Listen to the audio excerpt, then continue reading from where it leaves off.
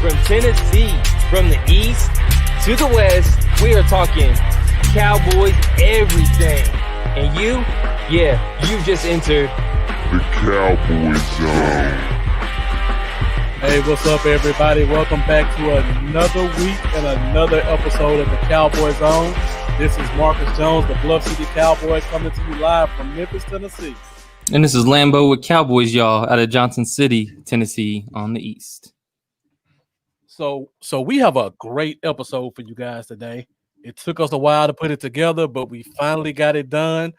We're going to have podcasters from all three NFC East Division rivals, and we're going to just talk position by position and let them know that we run the East. So make sure you guys share this. Make sure you guys get in. What's up, Bobby McLaren, man? Appreciate you joining us. Bobby? Make sure you share this. Make sure you subscribe to both of our YouTube channels. Make sure you like whoever page you're on. And go follow the other page, too. Yeah, exactly. And go follow the other page as well. Bluff City Cowboys and Cowboys, y'all. You can find us.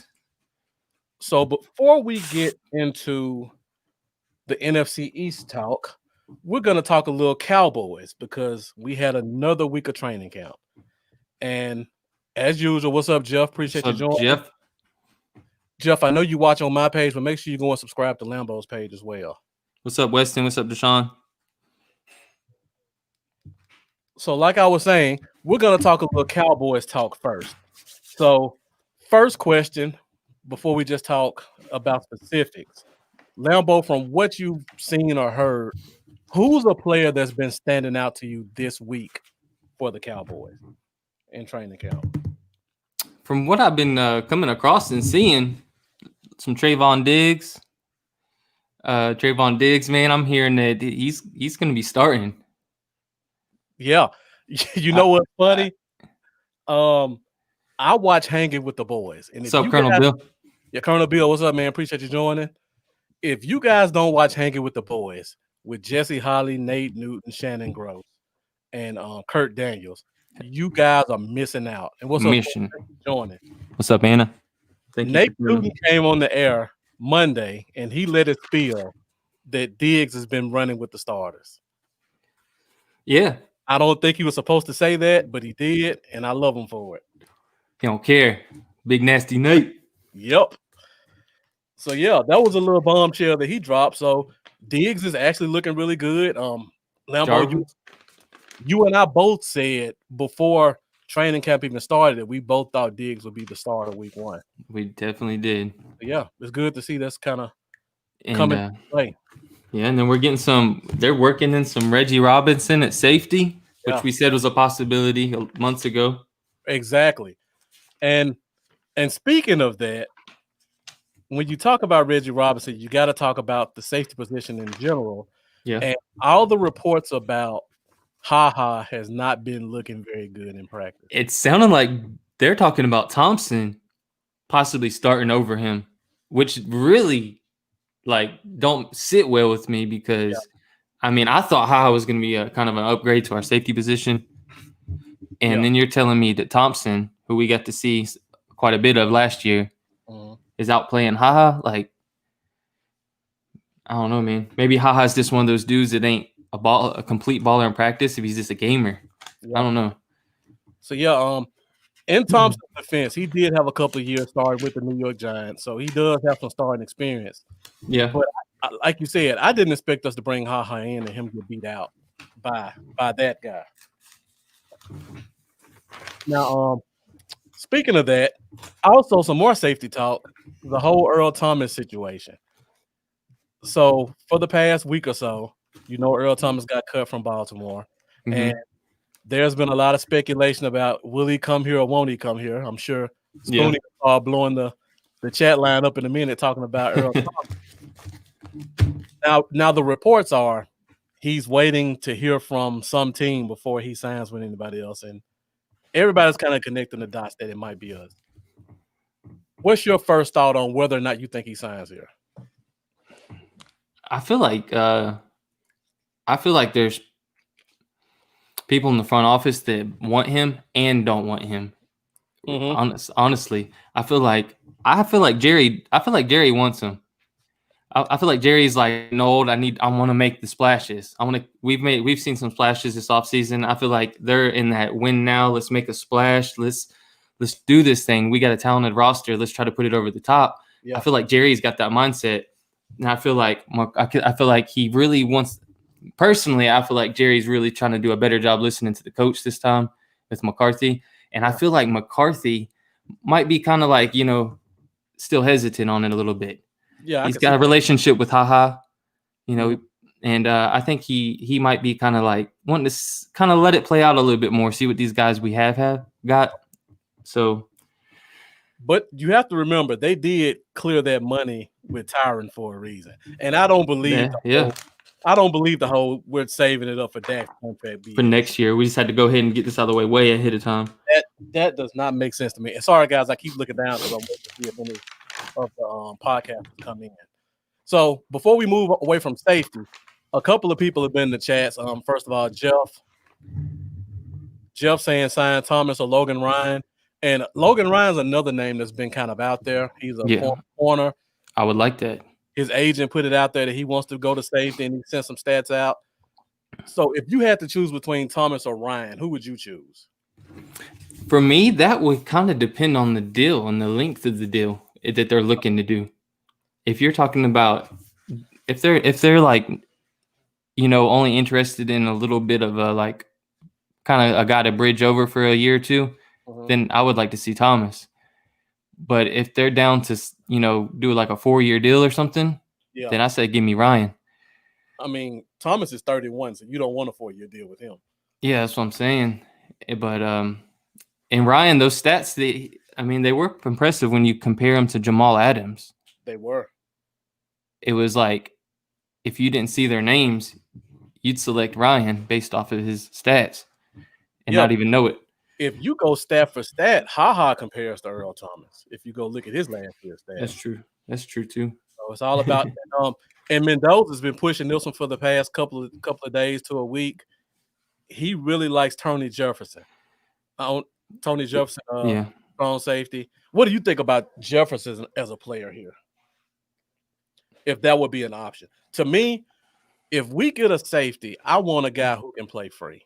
Yeah, that's what I'm thinking. I definitely want a free as well.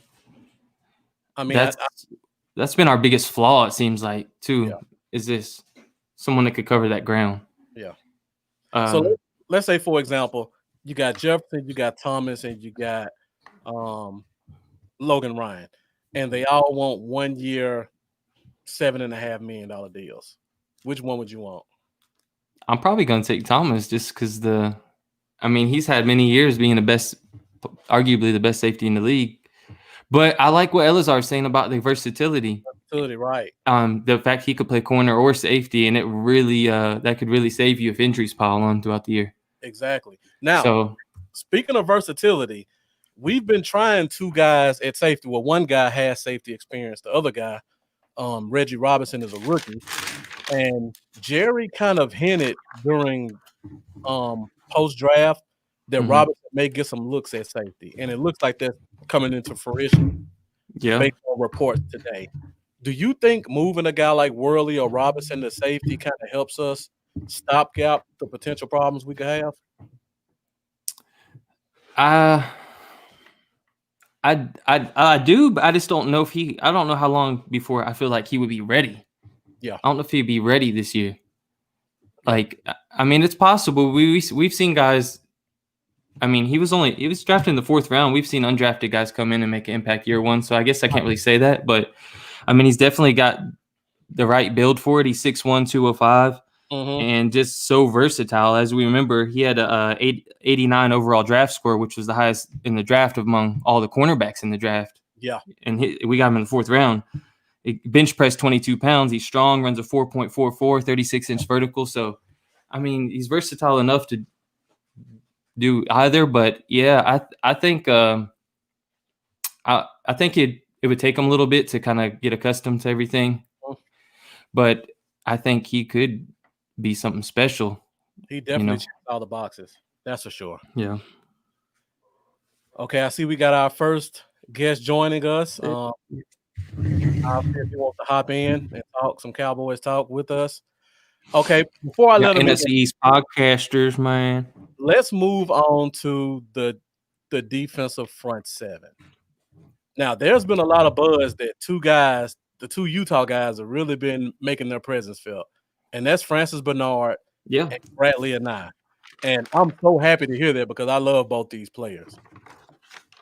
Hearing what we hear, what do you think of their chances of both making the 53? From what we've heard and the pick six Francis Bernard had, and I've just been seeing lots of different reports of him making lots of plays, man. Like you ain't really heard much negative come out about him. And see, I ain't hearing negative on him, and I'm hearing a lot of positive. Yeah. And his positive I'm hearing is far outweighing the two linebackers right above him on the roster. And especially when one of them hasn't touched the field so far this year. And I think I think Bernard makes the team. Yeah. March might be gone. Gifford might be gone. I really like Gifford's potential. I'm kind of hoping he sticks around. But I will be highly upset, I'll say that, if Bernard don't make the team. Because I think he ain't getting back to us. I'll tell you that. No. So let's talk about the other Ute, and that's Bradley and I. There's been talk he's been making a lot of noise. He got sacked today, I believe. Got a sack today. He did some good work in goal line. He's been right there just below Griffin and Smith and D-Law. So I'm excited about that. Now, with that being said, I don't know if you remember this, but in May, I made the point that if Randy Gregory wasn't on the team by August 28th, I don't think he makes the roster. And yeah, you did. Tomorrow is August 28th. You haven't heard anything. And I actually gave the scenario: if Bradley and I has a good training camp and we haven't seen Randy Gregory, who do you keep? And I'm keeping an eye, bro. It's all coming through. So you're keeping an eye over Gregory. Yeah. I mean, I'm with you. If Gregory hadn't been through however many years it's been now, it feels like it's forever. If we hadn't been through so many years of this hit or miss stuff with him and not this things not working out the way we hoped for, if that hadn't happened, if you took both of them right now as rookies and said which one, if that was possible, I would say Gregory. But given everything that we've been through up to this point and just give me an eye, give me the fresh guy, and without the issues that have been going on for so long. And I love Gregory's talent, but if I had to choose, give me an eye. Mendoza makes some good points. And when you think about it now backing up D-Law, if you look at the way the defensive end position group is right now, at right end, you have Griffin and Smith pretty much locked in at 1 and 2. Gregory's not big enough or physical enough to play that left DN spot. So if you choose him over a nine, you're basically choosing your third defensive end over a backup left defensive end who you expect to get a lot of snaps. So that's something to think about. And just looking in the chats this past week, a lot of people are saying they would keep Gregory over Dorrance Armstrong because we haven't heard much about him. How do you feel about that? Oh, man, that's tough because like we talked about, this is year number 3. Yeah. That's the breakout year for defensive ends. And we're both pretty high on Dorrance Armstrong. And definitely. I mean, he's been there. He's been playing. He's been practicing. It's tough, man. Yeah. It feels a little more dependable keeping an Armstrong. Right. That's tough. Like, oh my goodness. That one is tough for me. There's gonna be some tough decisions, like we've been saying for weeks. There's gonna be some tough decisions to make at the defensive end position group. Yeah, that's a tough one, man. I can't even. I'm not even sure what I would do. Honestly, I feel like I would need to sit down. I need to be in the front office and talk to both of them and see what kind of fire they got in their eyes. Exactly. And make a judgment choice. That's one good thing about us. We don't have to make the decisions. In our opinion. Because no matter what, somebody's going to be upset with whoever they choose. Yeah. And Mendoza, I saw your roster prediction, and I saw Gregory wasn't on it. I still got 10 more days to get you on the 5 wide receiver train. And I'm still going to work on that for sure. Now, before we talk about offense, let's talk about special teams. And apparently Greg the Leg has been on fire this training camp. 24 for 24, right? 24 for 24. Man, I was skeptical at first. I ain't gonna lie. I was like, man, come on, dude balled out last year. 10 for 10? Kyle Forbath. Yeah, Kyle Forbath. I was like, man, that's messed up. Dude just went 10 for 10 and we're gonna replace him. And I was kind of skeptical. I was like, man, this is gonna be Greg the Leg. He's gonna be in this falling off stage. Everything's gonna spiral. We're gonna be like, why'd we get rid of the guy? And wow, he's made me shut my mouth, man, because he's looking good, dude. Exactly. Now, a lot of people have been kind of worried because they haven't shown any kicks over 50 yards. Every kick they listed has been 48 or less. Do you have any concerns about that? Not really. Okay. I don't. As long if you're accurate from 40 something in, we know he has he has the leg for it. Maybe they're just trying to ease him into action. Like you ever notice if you play ball or basketball, like at least I did growing up, I was always taught before games and before practice and stuff, I would start close to the hoop. I would nail like 5 shots down. I would I would kind of scoot back a little bit, start hitting some more shots down, scoot back a little bit, hit some mid-range down, and work my way out. And then I'd have a very good game shooting. I think it's something similar to that with kicking. They're easing him in, getting his confidence up because that's important in kickers. Okay. Get confidence, move him back. Confidence, move him back. And he's been slowly starting to hit more 40s now in practice. All right, guys. All 3 podcasters are in the waiting room right now, and they're ready to come on. So before we let them in, make sure you guys share this. Make sure you guys like. And while you're at our YouTube, make sure you subscribe. And we're going to let these guys give their info as well because it's important to follow Cowboys news, but it's just important to follow our rivals to see what they have going on. And there's been a lot of news this week with our rivals that we're going to talk about in terms of injuries. So before we get them in, I'm going to give you guys a minute to make sure you like this, make sure you share it to your personal page, share it to your favorite page, make sure you follow and subscribe. Yeah, and if it's shared on a certain page, if you comment on that page's post, we won't see it. So make sure if you're watching it, if it's Cowboys Y'all, actually click into my actual Cowboys Y'all video. If you're watching it from Marcus's Bluff City Cowboy page, actually click into his video because we can see your comments as long as you're commenting on our actual feed itself and not the group feed that you're watching. All right, so let me go ahead and bring these guys in so we can get started with the action. Give me 1 second. It's going to take me a couple of clicks to get all this in.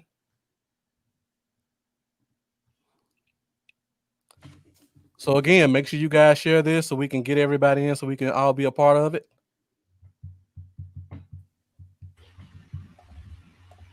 All right, so did I get everybody lined up right? I did. On the first try, I got everybody in the right spot. Yeah. Oh, you put me in the middle. Yeah. You're the star. All right, so before we get started with our NFC East talk, let me let you guys all introduce yourselves because we want the people to know who you are. We'll start with Justin and then go to the bottom. Marcus, Brandon, I want to thank you for having me on. And Ryan and Rob, it's nice to meet you. My name is Justin Pennick. I'm from Talking Giants, a podcast from John Boy Media. Some of you might be some baseball followers, so I'm sure maybe you heard of John Boy Media through there. But yeah, talk. Ooh, look at that! Even with the beautiful that's dope, man. Look at that! Boom, boom. But I'm from New Jersey myself. I've been a regular season ticket holder for the New York Football Giants since 2008. I am a 2-time Super Bowl champion, me, myself. I am a 2-time Super Bowl champion. I got the man's jersey behind me. It's awesome to be on. I'm very excited for this convo. Nice to meet you, bro. All right, Rob, we'll go with you next. All right, what's going on, guys? First of all, thanks for having me on, man. This is it's always fun to talk to the rivals of the NFC East and guys that are covering the team. So my name's Rob. I host a podcast called The Madness with Jessica Town. We are under thepaintedlines.com. So we cover all Philly sports really on that website. Got a lot of good stuff. Actually, just did an episode with Jess right before I hopped on with you guys. But we were focusing more on eulogizing our 76ers on that show today. So it's nice I wanted to come on and be all excited, but I got to be honest with you. I am a pessimistic Eagles fan right now, and I'm not feeling too optimistic these days. It's nice to meet you, man. Yeah, for sure. All right, Ryan, say the best for last. Thank you guys for having me on. I'm Ryan Cooley. I host my podcast, Cooley's Controversial Takes. I talk about all NFL. I kind of focus on Washington more than any other team. I also write articles on Washington for Nuts and Bolts Sports. But yeah, on my podcast, it's called Controversial for a reason. I tend to piss a lot of people off, but that's what I'd like to do. Hey, Ryan, I like it. Ryan, any relation to Chris Cooley? Any relation? When I was in elementary school, I got that. Oh my! It was like every day. Are you related to Chris Cooley? Chris, I don't know. So when he got cut, released from the Redskins, I was like, it's sad to see him go, but the questions all ended after that. Right. Good ride while it lasted. All right. So before we get started, I just want to let the fans know that I didn't just choose random people. I chose all these guys because I followed their social media. They all seem very knowledgeable about their teams. And they all seem like they'll give their unbiased opinion about where their teams sit in comparison to the other teams. So I'm really excited about this. This took me a couple weeks to get together. Before we start again, thank all of you guys for taking the time out to do this. I know all you guys probably have your own podcast that you did tonight beforehand or going to do it afterwards. So thank you again for taking the time out for this. Absolutely, man. Thanks for having us. Yeah. All right. Before we go see it, thank you for joining. Man. Bobby, thank you for joining. I see Jeff made a comment. Nah, we'll keep the cursing to a minimum. We try to keep this a family show. But you guys make sure you keep getting in the comments. If you have questions as we go along, we'll be more than happy to put them on the screen and let you guys answer. Thank you, Lee Williams, for joining. Even though you're not a Cowboy, you're not a fan of anybody up here, actually. So I really appreciate you joining. So you can give us your unbiased opinion about what you think. So I gave you guys the list before, and I just thought the best way to do this would be go position by position, and then we'll just rank each position 1 through 4. And since Lambo and I are both Cowboys guys, I'll kind of hang back on this and be the referee if I need to, and interject with a couple of questions about your teams and keep it going from there. All right, so let's get going. Give me a second while I change this. There's too much stuff going on right now.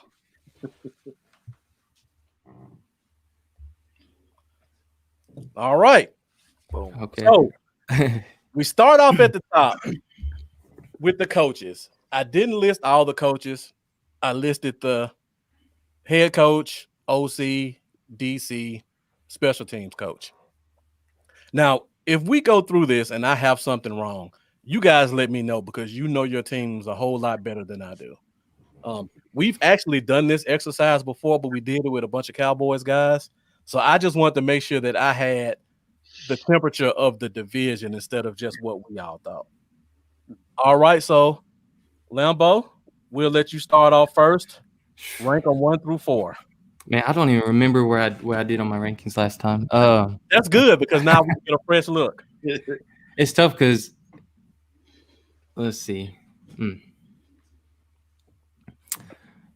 So I'm trying to block out all bias at the same time too, which is really tough to do. So we've got some Super Bowl winning coaches on here. Yeah. You got to pick rings. I'm gonna start with Cowboys. Mike McCarthy got a ring, has a lot of success, especially grooming quarterbacks. He dealt with Montana, he dealt with Favre and Rodgers, and I think he's going to help Dak as well.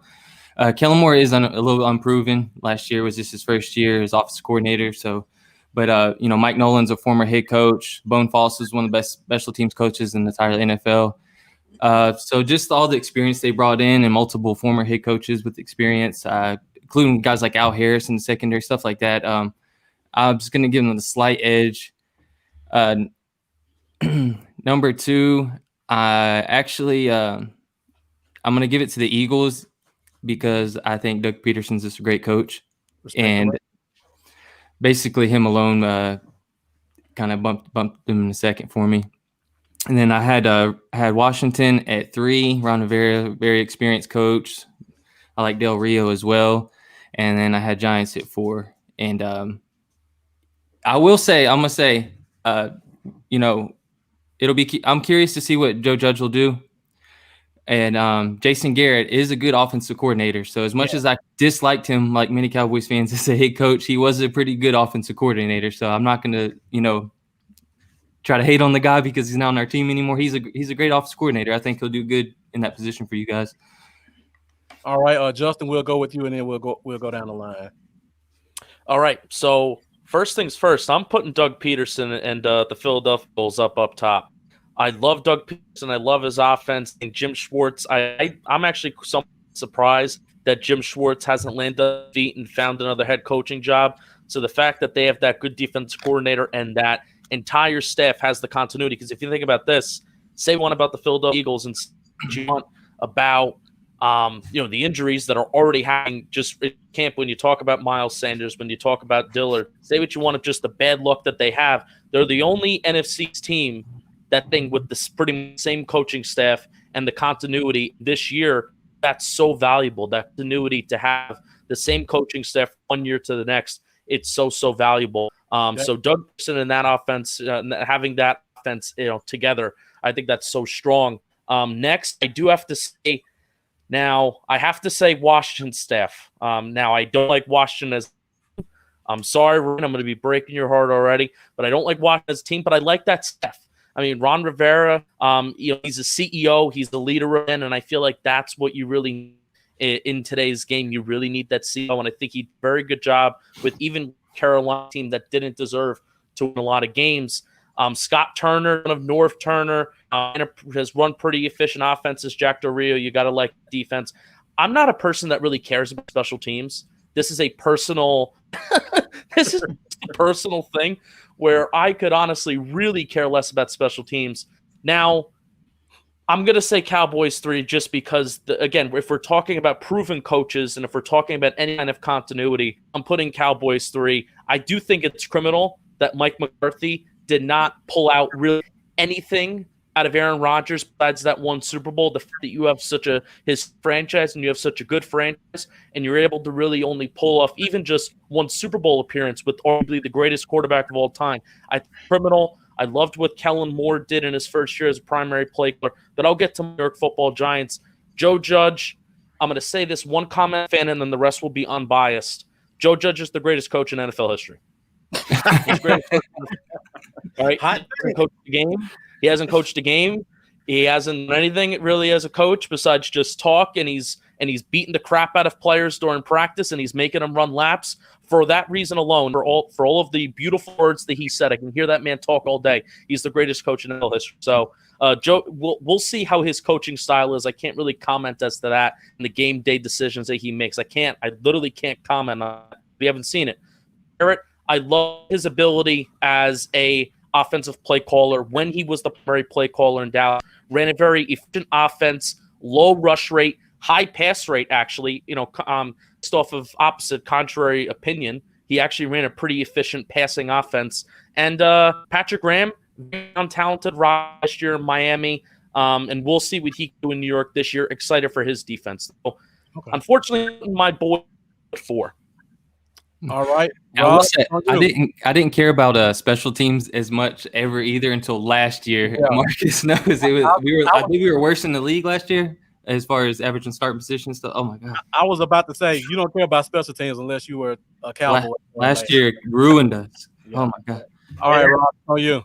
It has not been historically good for the Eagles at special teams. I can remember going to a game in Green Bay one year when they opened up the season. And they decided they didn't need a punt returner, and they fumbled 2 punts in the game, one being with a minute left to lose the season opener in Green Bay. So I know all the problems with special teams. So, exactly. With that said, the only reason I'm going to give the Eagles the nod as the best coaching staff is exactly what my friend from New York said. It's the continuity. It's the one coaching staff in this division that has continuity. Everybody's back. They got rid of some of the problems. They don't have a listed offensive coordinator, but they did bring in Rich Scangarello, who's a Kyle Shanahan guy, who I think is going to help. you guys are all praising Doug Peterson, and I love Doug. Doug brought us a Super Bowl, no doubt about it. Doug has some flaws, and one of them is on-the-fly adjustments. He has a flaw there, and sometimes he gets in his own way. He needs a voice. He needs a Frank Reich-esque type guy to really run his offense well. Jim Schwartz hasn't got a coaching job because Jim Schwartz is arrogant. And when things aren't working, he doesn't care. He's going to keep trying to force the square peg into the round hole. But, you know, at the end of the day, this team has been pretty successful with him here. So the continuity thing holds there. I'm going to go to Ron Rivera in Washington. Once again, same thing. Not a huge fan of the team this year, but I'm a huge fan of Ron Rivera. And on top of that, I'm a huge fan of Jack Del Rio as a defensive coordinator, which is, I think, a major plus for Washington. I'll go to Dallas next. Once again, proven guy. My fear with a Mike McCarthy was the last few years in Green Bay were so tumultuous, and there were so many things coming out. Was it Aaron Rodgers? Was it Mike McCarthy? Who was the problem? But there is continuity in the offense with Kellen Moore still there. You know, and listen, it pains me more than anything to say this because if they're in professional sports, I don't think I dislike a team more than Dallas Cowboys. Sorry, fellas. I know this is your show. It's the same way with the Eagles, man. Yeah, I got to be honest. But I am really intrigued by what Dallas is going to put out there this year. It's just a matter of how they're able to adapt to the system. And then with the Giants, you just don't know a lot about Joe Judge, but he did a lot of good things in the sense where he brings in a former head coach to be his offensive coordinator, which I think is always a calming presence. You see it all the time. Guys that aren't made to be head coaches are better coordinators. I think you're going to see that with Jason Garrett. And he's got Saquon Barkley, and he's got a young quarterback in Daniel Jones. And then, to be honest with you, I think the kid Slayton has all the makings of a number one receiver New York Giants. So you don't know. It may take a little bit of time. Bottom line is, I look across the board at the NFC East, and for the first time in a while, you got good coaches all the way across the board. All the way across. I agree with that. All right, Ryan. All right, so first I'm going to start with Eagles with one. Doug Peterson and Carson Wentz, like what they did together last year with all the injuries the Eagles had, making it to the playoffs. I thought that was really, really good. Jim Schwartz, great DC. Number two, this one's tough. I'm not trying to be biased here, but I am going to go Washington just because of what Ron Rivera has done and what he came in to do, and that is to change the culture in Washington that has been so dysfunctional for so long. That's a really tough job, and so far he's just knocked it out of the park. I mean, how many scandals and crap we've seen this off. It seems like every day I wake up, I look at my phone, and Washington has done something else stupid, or one of the players or somebody. So Ron Rivera took on a hard job, and so far he's really killed it. And like I said, he's an established head coach. So that's why I'm putting them at 2. Jack Del Rio, I think he's going to do great things with this young defense.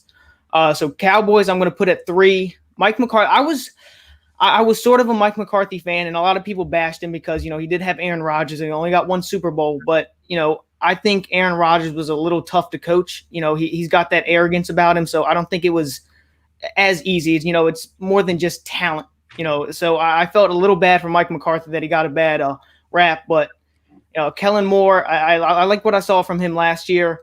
So I'm going to put Cowboys at 3, and then just solely because I don't know what Joe Judge is going to look like as a head coach, that's why he's at 4. Like I said, I thought it was a good move bringing in Jason Garrett. I know the Cowboys, a lot of the fans hated him, but he is a good offensive coordinator. So I'll put them at 4. So Eagles 1, Washington 2, Cowboys 3, Giants are 4.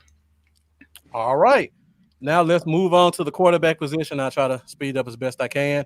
Now for this one, I want you guys to rank the starting quarterbacks and then rank the position group as a whole. Yeah. So this time we'll start with you, Justin. All right. So we're doing quarterbacks overall, and then we're going to position groups. So, yeah. All right, I'm kind of all right. I will say this: I really like the Eagles as between quarterback and between their coach, and I'm really going to come out right now.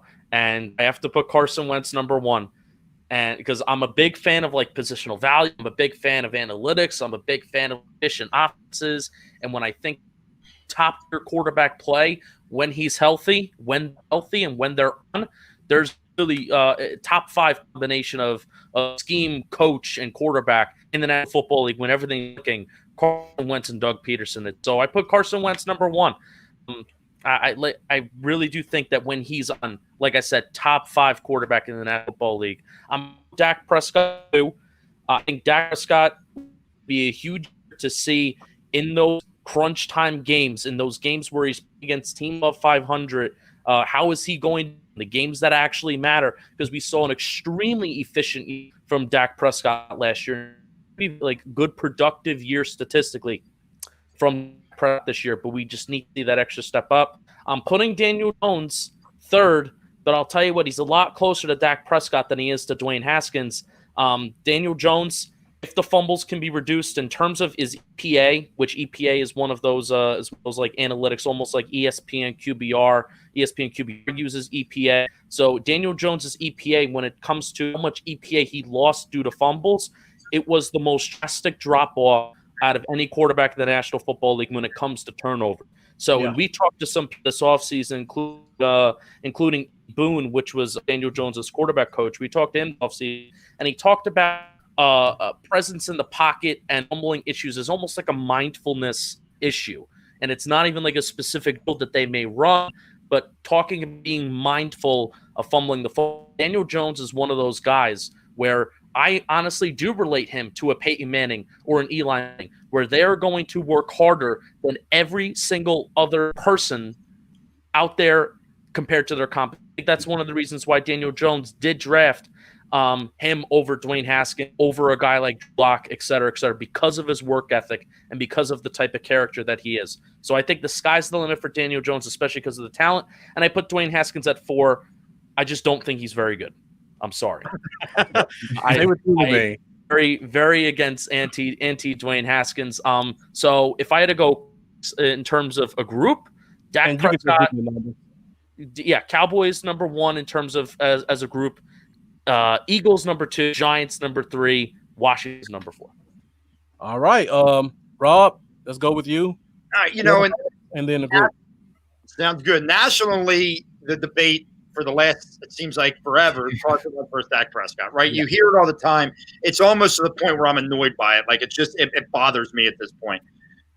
And for me, it comes down to when I watched both quarterbacks last year, Dak Prescott with a full arsenal at the end of the season, Carson Wentz throwing to my grocer at the end of the season.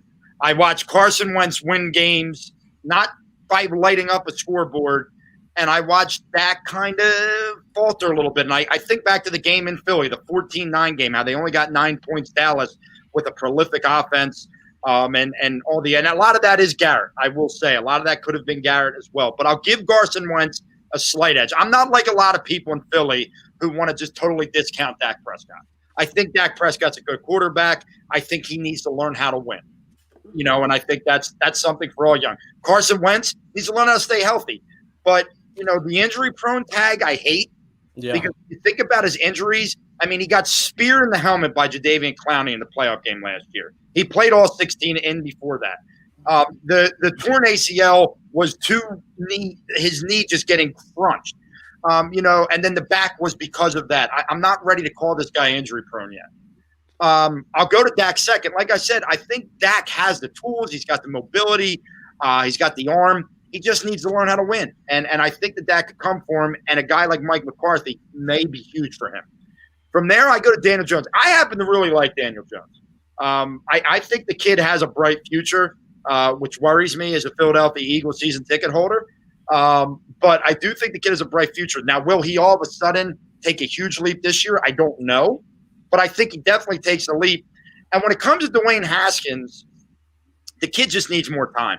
I think he got thrown into the fire last year because it was just – it was a debacle down there. And it has been for years. And Ryan, you could speak to this. I mean, the Dan Snyder that is just like I watch him and I just like want to put my head in my hands and hug my Washington Redskins fans friends. Like when you're dealing with that guy, I can't imagine. It's rough. It's rough. So I'll go that for the starters. As far as the QB rooms, I think Dallas is head and shoulders above anybody in the division because Andy Dalton is a proven starter in this league. From there, right, and here we go. Now, this is where people are going to hate me in Philadelphia. I'm going to go to the Giants. Why? Because I, to this day, am still not over and will not be over the Eagles' stupid use of a second-round pick when you had so many holes to fill on a guy that the best-case scenario for this team is he never plays. Yeah. And that's the best-case scenario, is he never has to play for this team, and you waste a second-round pick. So I refuse to give the Eagles the number 2 spot there. I'll give them number 3, and then I'll come back in with Washington at number 4. All right. Ryan, it's on you. All right, so I think to me, Carson Wentz, it's not close between him and Dak Prescott. Not that I think Dak Prescott's a bad quarterback at all. I think he's in that 11 to 15 range more. I think I did my quarterback rankings. I think I had him at 11 or 12. But Carson Wentz, what he did, my thing is, what can quarterbacks do when they're not surrounded by a whole lot of talent? And what I saw Carson Wentz last year do with all he's thrown to, people who probably just got done working at Foot Locker, for Christ's sakes. So I really like when a quarterback can win when he doesn't have a ton of pieces, and Carson Wentz did that, and that is why I think he's significantly better than Dak Prescott. And like I said, that's not a knock on Prescott. That's just how good I think Wentz is. I don't like admitting that Wentz is good. We have to see him twice a year. But I'm not going to lie to myself and say he's not good. Let's be honest. That year he tore his ACL, he was going to win MVP that year. So you're talking MVP caliber quarterback. Dak Prescott, I don't think he'll ever be in the running for MVP. Well, they do have a lot of weapons this year, and that's why I'm going to put that's 2 is Cowboys and Dak Prescott. Like I said, it's not that I think he's bad. I just think when the pieces weren't all there, he was not impressive. When they had Zeke out for those 6 games when he was suspended, Dak Prescott didn't look good. You look at his statistics, they were awful. And then they got Amari Cooper, they got Zeke, and then things started looking up. And this year they have CeeDee Lamb. So, he damn sight better have a good year this year with everything surrounding. Even if he's an average quarterback, he's going to have a good year. Right. So I rank Dak Prescott at 2. Daniel Jones, I'll put at 3 only because, like I said, I'll get into Dwayne Haskins after this, but Daniel Jones, he has more experience. He's had a little bit more stability, as far as last year, his head coach didn't get fired in the first half of the season. So I'll put him at 3 just solely for experience, and he did have a better season than Dwayne Haskins had last year. And I'll put Dwayne Haskins at 4.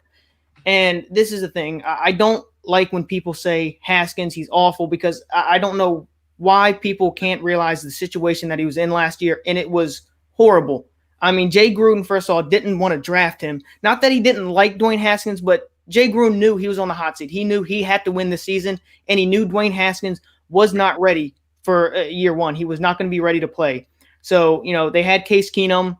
Things didn't work out. He got injured. Haskins got thrown in. He had no first-team reps, which some people may say, well, he got second-team's reps. Well, no, they're on the scout team where you're running the opposing team's offense, and they're telling you what play to run and who to throw it to. So you're not getting a whole lot of experience. And like I said, he was thrown into 2 games in which he got no first-team reps. That his confidence couldn't have been lower. But then when he got the starting, after Jay Gruden was gone, and he got the starting position, you could see him. I was very critical of Haskins when he first got the starting job, because I was looking at it going, oh my God, because I was excited when they drafted him. But when I was seeing what he was putting out on the field, I'm like, oh my God. But you slowly started to see him get better. And then the last game and a half he played, because he played against the Eagles, and then the first 2 quarters against the Giants, then he got hurt. Yeah. And the last game and a half, he was lighting the defense up. He was doing really, really well. He went, especially that in the first half of the Giants game, he went toe-to-toe with Daniel Jones. I think they were both pretty even that game. So I think with the preparation he's had this offseason, he said at one point last year he was 238 pounds. He's now down to 216. He lost 22 pounds this offseason. It's going to add to his mobility. I think he has confidence now going in saying, okay, I'm going to be the starting quarterback. So hopefully, fingers crossed, he's going to have a good season. But I'll rank Eagles, as far as starting quarterbacks, Eagles 1, Cowboys 2, Giants 3, Washington 4. But I still have a lot of faith in Dwayne Haskins that he can get it done. As far as quarterback room go, I will go Dallas 1, because I think Andy Dalton as a backup that's pretty good. Then I'll go Eagles second, just because I'm with Rob. I did not like the Jalen Hurts pick. I didn't understand it all. They had holes. It didn't make any sense to me, especially to pick him that early. I thought he was like a 5th to 6th round talent-wise, so I didn't get the selecting them that high. But because Carson Wentz is that good, he's a part of that quarterback room, I'll put Eagles at 2, Giants at 3, Colt McCoy, he's a very good backup, and then, of course, Washington at 4. All right, Lambo, close us out with quarterback talk. Though I completely hear you, Philly Madness, with the Wentz Dak argument, man. We're probably all so sick of it by now, but over the top, man. It's a tough one, and to me, it comes down, regardless of how it happens or if it's a freak injury, it really just comes down to are you consistently on the field? And he's missed 0 games. He's won 41 games, which is the most of any of the quarterbacks in the NFC East. It's actually, I believe, still in the top 2 or 3 since 2016. 41 wins and 15 game-winning drives. He's got a higher career passer rating. He's got a higher completion percentage. He's got higher average yards per throw. His deep ball accuracy rating is better. More touchdowns, less interceptions. And so it really just comes down to availability too. He's won a playoff game against Russell Wilson, which is tough to do. And Carson Wentz, I believe, is 7 minutes, something like that, of starting time in the playoffs. So I believe Carson Wentz is a great talent. And that's basically what I have to break it down to, though. I can't knock him for the fact that he's got a team around him, because I've never seen him play with anybody else. So I can't really say that he couldn't do it. But I will say, if you remember, when he did get drafted, the year before, we only won 4 games without a quarterback. That was when we was going through Castle and all those guys, and we were straight trash. Really, we did add Zeke. So you could say, okay, well, you added Zeke. Okay, with the year before, we were 4th in rushing in the NFL when we won 4 games. 4th in rushing. So, when you look at the fact we were 4th in rushing and still only won 4 games with the horrible quarterback play we went, and then turn around the next year and go 13 wins. So I give the edge to Dak, and then I give Carson Wentz number 2. I'm going to go Daniel Jones number 3 as well, like you guys. I think he's got great potential. I was really shocked with the pick when they first picked him. I thought it was kind of high at the time, but he's really shown some potential for real. And I think he's going to be a good quarterback in this league, and, give some of us some fits as their team continues to develop in the future. And then I have Haskins at 4. I'm not really huge on Haskins, honestly, but we'll see what happens. As a whole, with having Andy Dalton, if Andy Dalton wasn't there, I wouldn't say this, but Andy Dalton is there now, and I think he could start for a number of teams in the NFL still. So I'll give it to Cowboys. I'm going to put Eagles second because I'm a big Jalen Hurts fan. I think he's going to be really special. I wouldn't be surprised if he's starting within the next 2 years, honestly. I'm going to put Giants 3. Colt McCoy's a solid backup. And, we're a little familiar with Cooper Rush. He's got a little potential in him. He's not really had much of a chance, and then I'll put Washington 4th. All right. So now we'll move on to running backs. And, guys, make sure you share this. Make sure you keep giving the comments, too, and I'll be sure to read you guys' comments off. I was going to put them on the screen, but then we'll cover Ryan up, so I'll just read comments as they come. All right, now we go to running back. And for this one, I put all the positions up there. But let's just go number 1, guys. We'll go 1 through 4, ranking them. I believe it's on you, Rob, so give us your 1 through 4. All right, well, let's start with the Giants and Saquon Barkley. And this is not me attacking Zeke Elliott. I think Zeke Elliott's an unbelievable talent. I just think that Saquon Barkley is a generational guy, and I don't think that I'm doing this based off of what I feel is talented guys, right?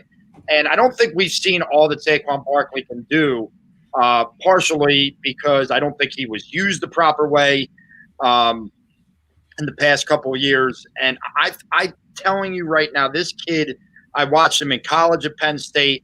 I've watched him in the NFL. He can just do it all, and he just does it, and his work ethic. And I think that's what really sets him apart from everybody else. There are not many people that work as hard as Saquon Barkley in the NFL. Second is Ezekiel Elliott. Look, he's an unbelievable talent. Do I think the guy's a jerk? I do. And I don't know him like Dallas, maybe it's different, but, fool me once, shame on me, fool me twice. I feel like maybe he's maturing now, but I feel like the guy was consistently in the news for just doing really dumb stuff the first couple of years. Yeah. And I'll be honest with you, it makes me throw up when I see this. This makes me throw up every friggin' time I see it. So I got to be honest. But he's an unbelievable talent. He scares the hell out of me every time the Eagles got to play him. He's the guy I'm worried about more than anybody. I will go with the Eagles next. I know you guys were talking about the Miles Sanders injury. From everything that we're being told here, this is all precautionary. He's doing fine. Deuce was talking about using him more in the offense this year. And here's another guy whose work ethic is so strong, and he's the lead guy now. I mean, you look at that, Boston Scott, Corey Clement. I am still believing that the Eagles should sign Devontae Freeman to back him up. I don't think they're going to at this point, but I've been a big proponent of that all year because I just don't like – I think the room is not strong enough as a whole. And then I look at the Washington football team, and I see guys like Adrian Peterson, who's getting up there in age. I know Peyton Barber's there. The guy I really like for this team is Antonio Gibson.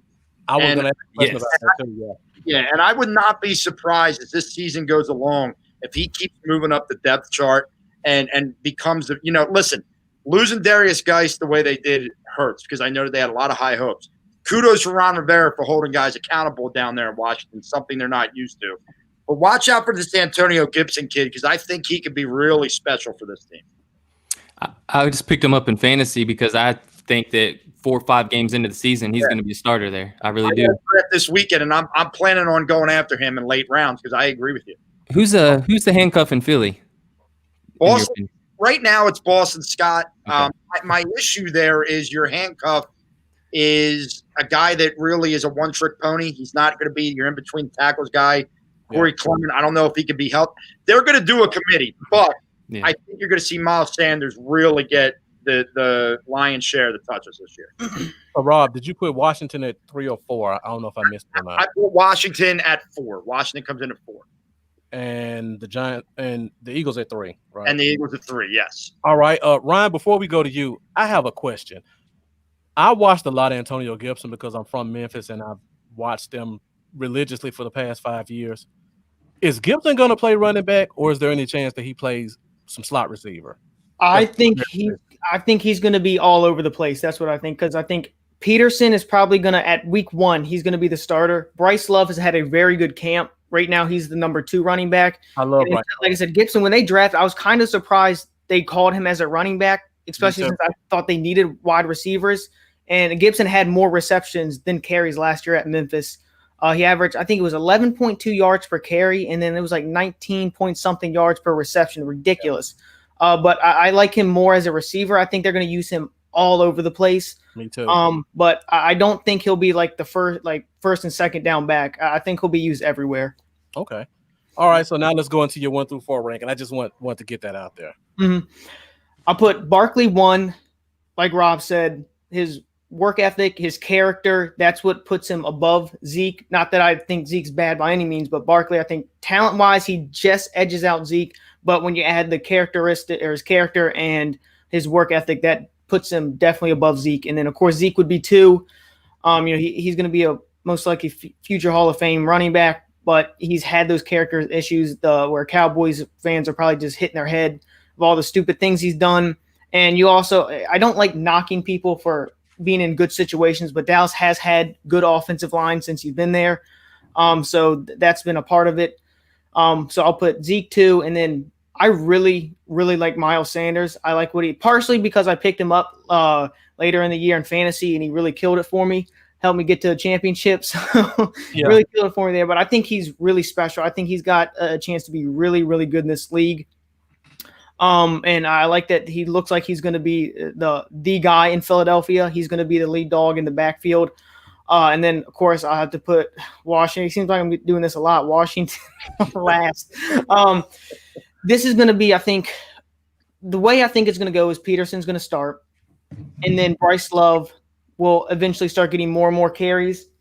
And then he'll end up taking the number 1 role. It's probably going to be more by committee, but Peterson will get the most. And then I think Bryce Love's going to start earning more and more.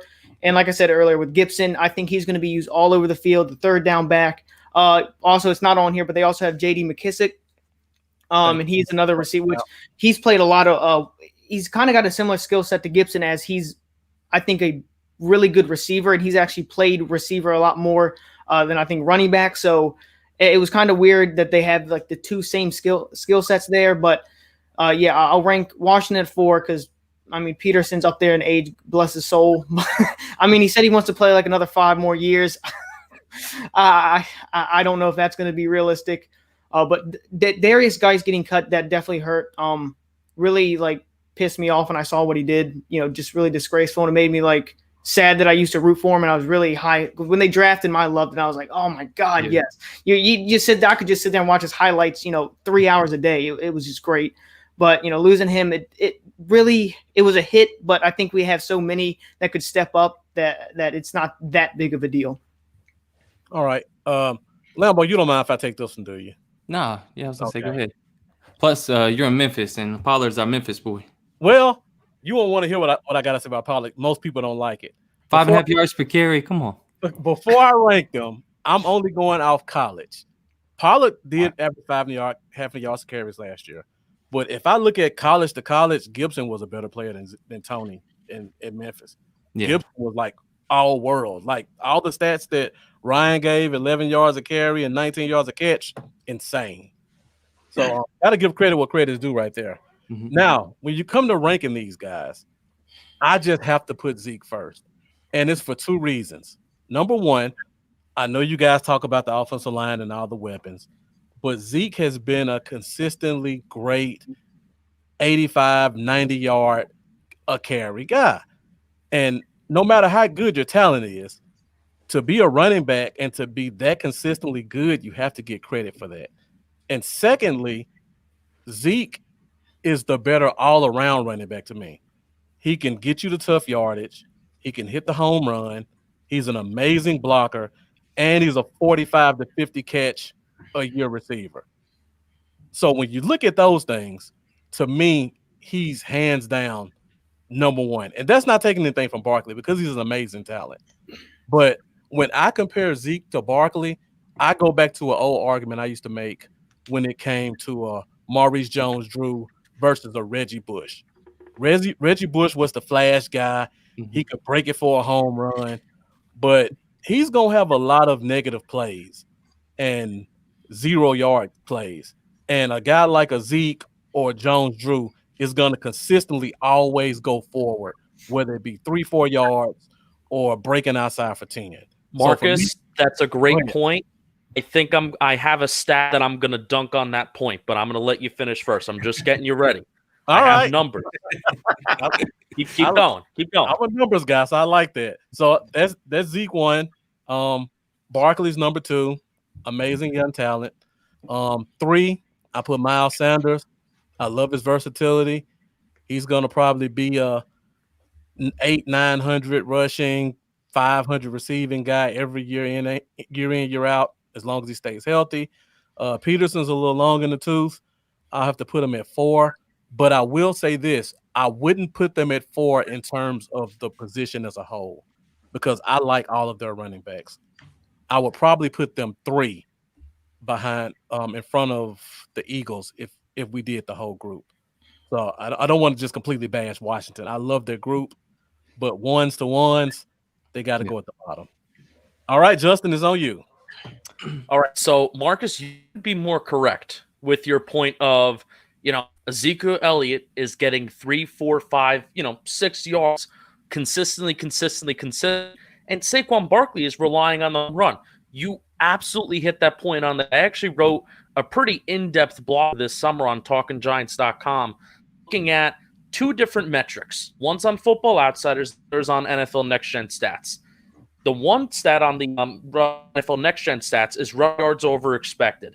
They just developed that metric over quarantine this offseason. It's not really listed online as like a metric that you can see everybody. They did put out a top 10 running backs when it comes to rushing yards over expected and who has the most. So Saquon Barkley, I believe, ranked 4th or 5th in NFL in his pure number of rushing yards over expected per carry it was 0.59. So per carry, Saquon Barkley is averaging about 0.6 of a yard more than what he is, quote unquote, expected to get. And that's based off of personnel. That's based off of all player tracking data. That's based off it's crazy how they're able to track at the snap of the ball based off of the personnel, the play type, whatever's happening, that they're able to track based off of all of the previous outcomes of previous plays about what a player is expected to do. So, Saquon Barkley, really good running back. He averages about 0.6 yards over expected per carry. So how do we separate individual running back play and offensive line production? Because that's where we're really, if we're evaluating running backs, Dallas, and this is from Football Outsiders. So there's a metric called adjusted line yards. And adjusted line yards is basically evaluating offensive line performance in terms of how much of an influence is an offensive line having on a rushing offense's production. The last 2 years, the Giants have been the bottom quarter in adjusted line yards. Their offensive line group as a team is ranked towards the bottom quarter of the league the last 2 years. Those Cowboys in 2019, they ranked second in the National Football League in adjusted line yards with almost 5 yards per carry, which is incredible. Now, I get to your point of where the numbers back up Marcus's point that Saquon Barkley very much relies on the big play. There's also a metric on Football Outsiders that is field yards and a team's open field rank, which that's basically measuring how often is a running game relying on big play of 10-plus yards down the field. Dallas ranked Dallas ranked 18th last year in the NFL in their open field rank.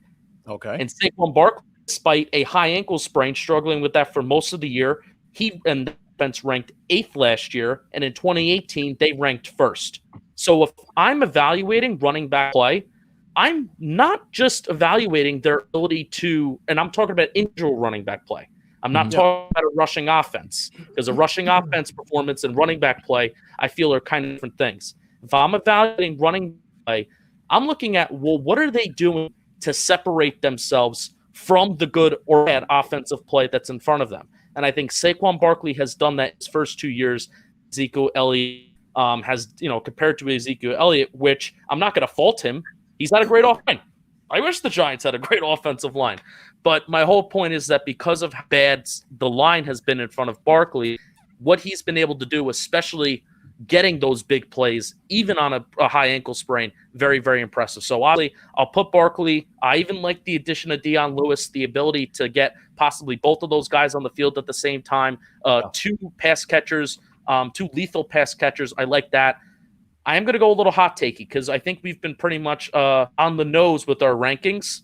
By the end of this year, Miles Sanders and Boston Scott are going to be considered a more lethal running back crew than Zeke Elliott and Tony Pollard.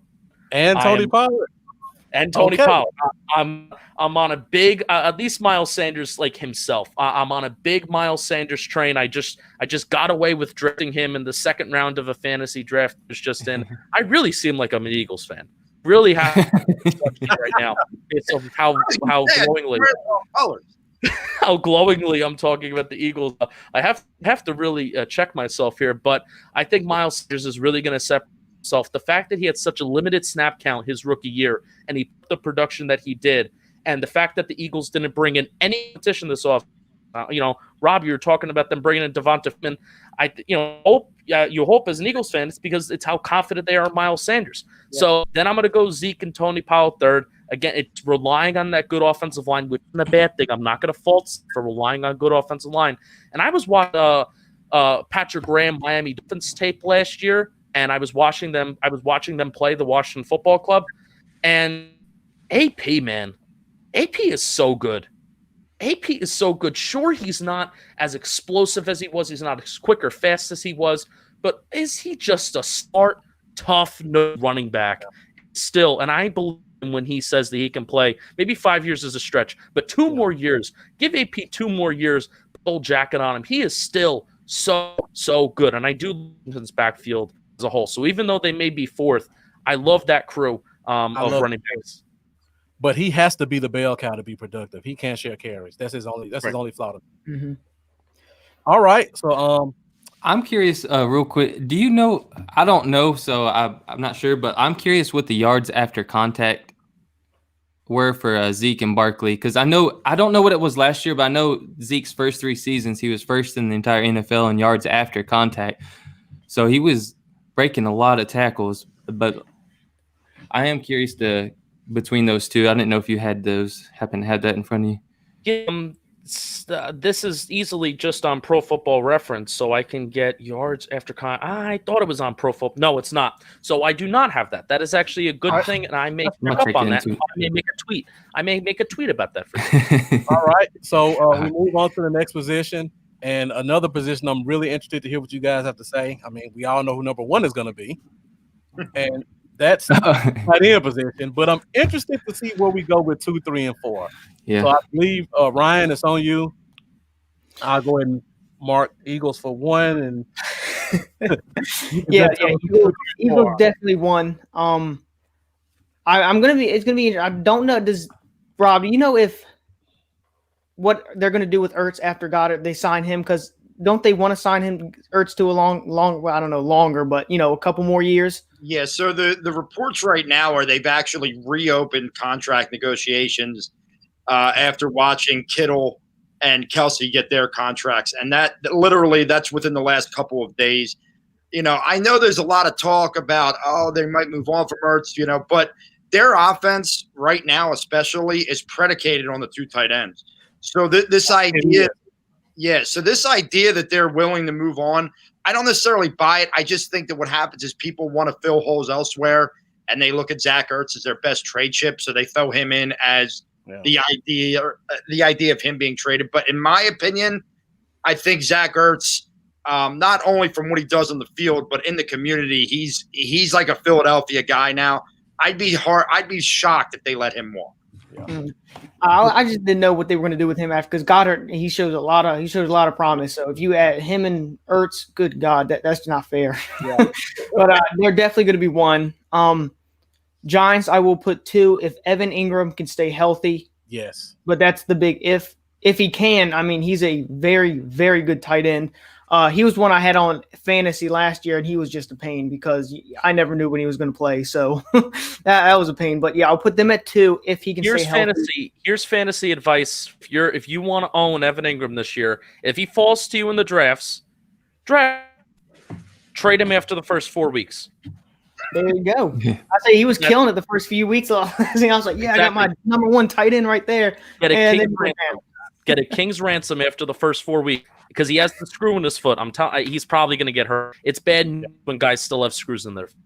Yeah, that's not good. But I'll put Cowboys at 3. Not that I think they're crazy good, but I think Blake Jarwin could be a decent tight end. But then I'll put Washington at 4. One thing though, I will say, because they signed Logan Thomas this offseason, and Ron Rivera was like really excited about it. And nobody even knew who the hell Logan Thomas was. But he says he has a lot. I think they said he played quarterback in college. Virginia Tech, right? Yeah. Right. Yep. And Ron Rivera is in love with how athletic he is. He thinks he can mold him into a very good tight end. He's had a very good camp. Him and Haskins had a good connection so far.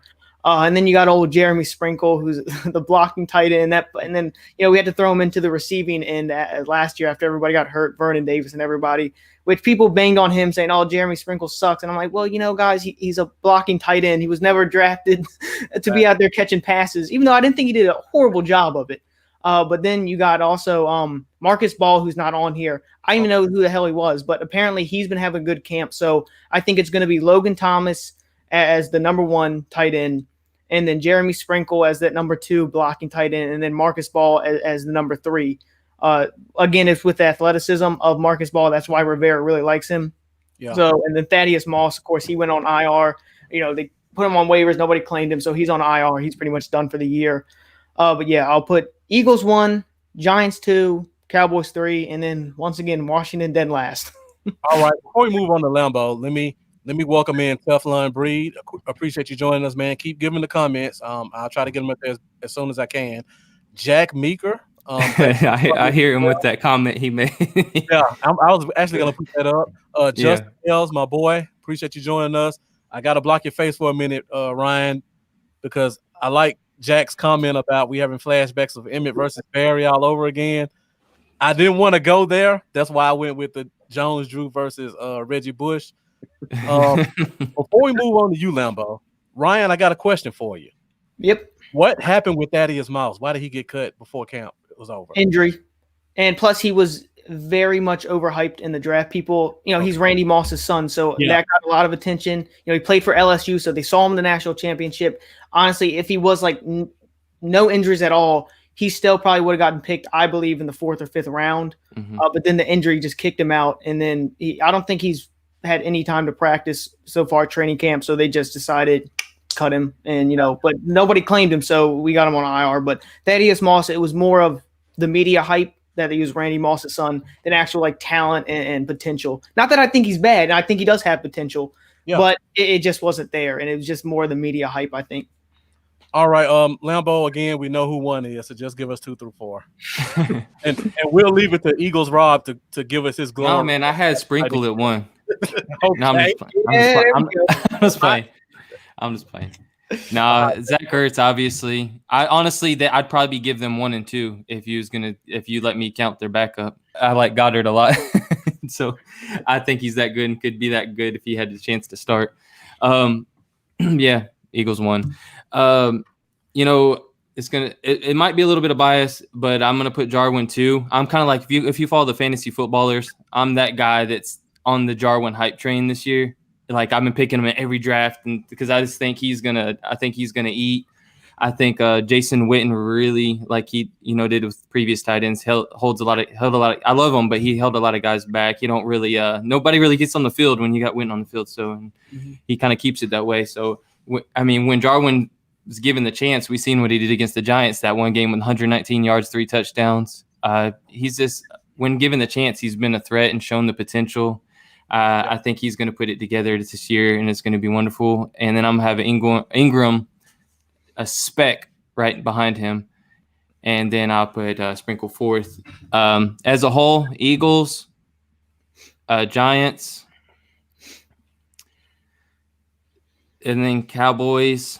Yeah, we could just keep it in position. And in Washington. So, all right. But again, we'll leave it to Rob to make his glowing Eagles remarks, and we can just go through 2 through 4. Who's up here? Justin or myself? Justin. We lost Justin. Okay. I'm up. Oh, I'm sorry, guys. I thought I heard Rob. I actually have a Cowboys-centered question. Okay. Now, I'm gonna hate this one because I know what's coming. No, it's more like a schematical question. Okay. Where Mike McCarthy, I feel like in that, any at least fantasy wise, like maybe I'll just stick to fantasy wise in terms of guys to eye on. Anybody besides a wide receiver number 1 offense, I feel is always very unreliable.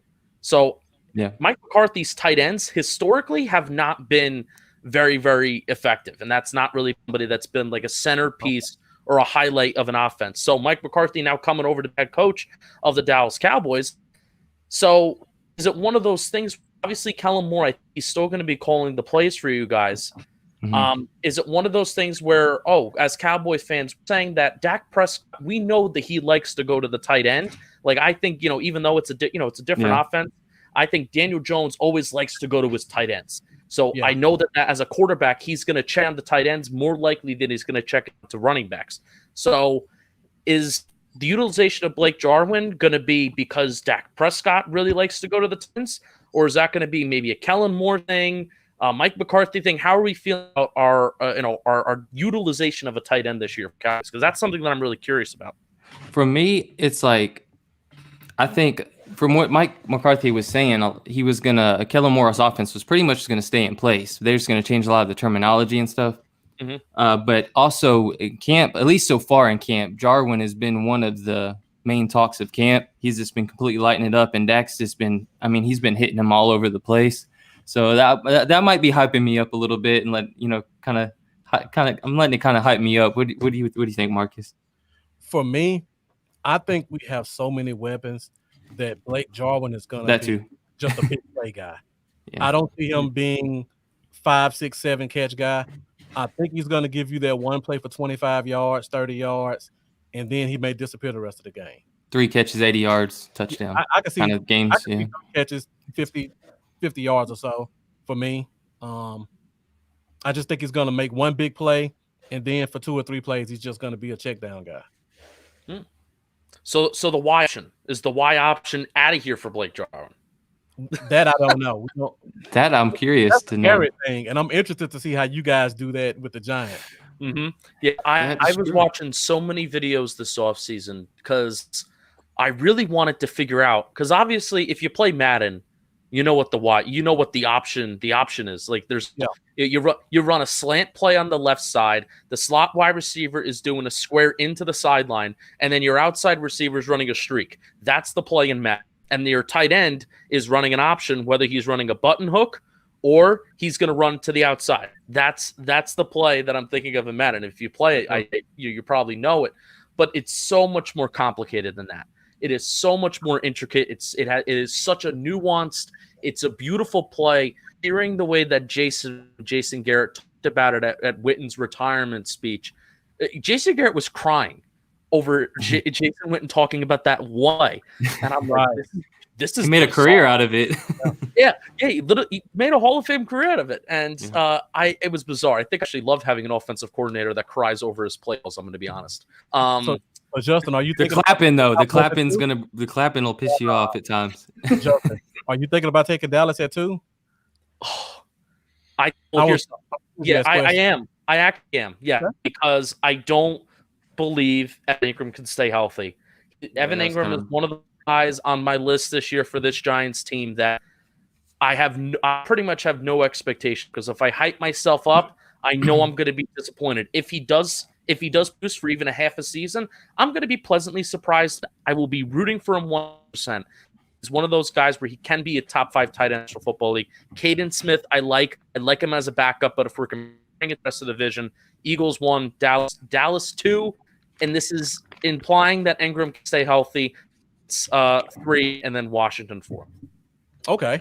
All right. Rob, it's on you. So all right, let me how great your tight ends are. Talk about the one position on this team that I'm thoroughly excited for, and that's the tight end position. Listen, when you got guys like Zach Ertz and Dallas Goedert who can go up and make catches over the middle and are tough guys, and not only that, they're solid teammates, man. And Zach Ertz has become one of those beloved Philadelphia Eagles, man. He has just like embraced himself into the city the entire time he's been here. So yeah, I think they're far and away the number one group in the city here, and really it's 1A and 1B with those guys in the sense that they're both on the field so much with the way the Eagles run their offense. I think Blake. Listen, as an Eagles fan, I have spent my entire life watching Dallas Cowboy tight ends just ruin my day. Whether Jason Witten, whether way back in the day with Jay Novacek, whoever the heck it's been, they ruined my day on a consistent basis. And I just expect that to always happen. I love Evan Ingram, but I agree with what Justin said. I can't trust this guy's going to be healthy. So because of that, I got to go Blake Jarwin number 2. I'm hearing a lot of good things. I don't know a lot, obviously, being up here in Philly, but I am hearing good things about this kid. I'll go with the Giants number 3 in the case that Evan Ingram stays partially healthy. And just because I don't know anything about Jeremy Sprinkle, Richard Rodgers just left here, and honestly, he hasn't been able to stay healthy the last 2 years. Yeah. Logan Thomas is intriguing, but I'm sorry, Ryan. I feel like we're picking on you, man, but I got to go number 4 here for the rest. Hey, don't worry. I'm used to it. Yeah. He'll be happy when we get to D-line, I'm sure. Exactly. and maybe stay. Hopefully we'll get there soon. We can skip everything else, just do D-line, and we're done. All right. So I see we're kind of – I want to try to speed this up a little bit. Oh, so, yeah, we've been going a minute. You guys talk about your teams in particular and just give us the numbers for the other teams. Okay. And I'll throw some questions out there, and I'll take questions from the fan base as well if they come up. So before we move on to the next position, we had a question for you, Rob. Okay. And Mendoza wants to know, how does Caleb Wilson look? Tight end from UCLA, right? Yeah. So, I feel bad for the guy. There's so many different storylines around Eagles training camp right now that I feel like let's put it this way. He's not doing anything where he's rising up on the storyline. I mean, people are all about Jalen Reagor and what's Carson Wentz doing and how many other guys are going to get injured before we even play a season game right now, Yeah. So the wide receivers are getting a lot of the talk, so I haven't heard too much about Caleb Wilson. Okay. I expect the Eagles to keep 3 tight ends, and Perkins knows the system, so I don't really know what will happen there. Okay. All right. Well, speaking of receivers, let's move on to our next position, and that would actually be wide receiver. And I think it's on you, Lambo. So start us out. And again, guys, just talk about your own receiving core and then give us the numbers for the other ones. And I do have questions about every position going forward for at least one of you guys on these. All right, Lambo. So I'm looking at the number ones, and I'm definitely. I mean, I got to give it to Cooper. He's got 3 Pro Bowls in 4 years or 5 years. 1,100 coming off 1,100-yard year.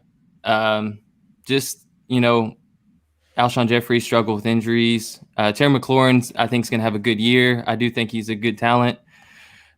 Golden Tate, he's dependable. But as far as comparing these 4, I got to go with Cooper. Honestly, I would put Gallup possibly up there as well. If even if Cooper wasn't there, he's another 1,100-yard guy.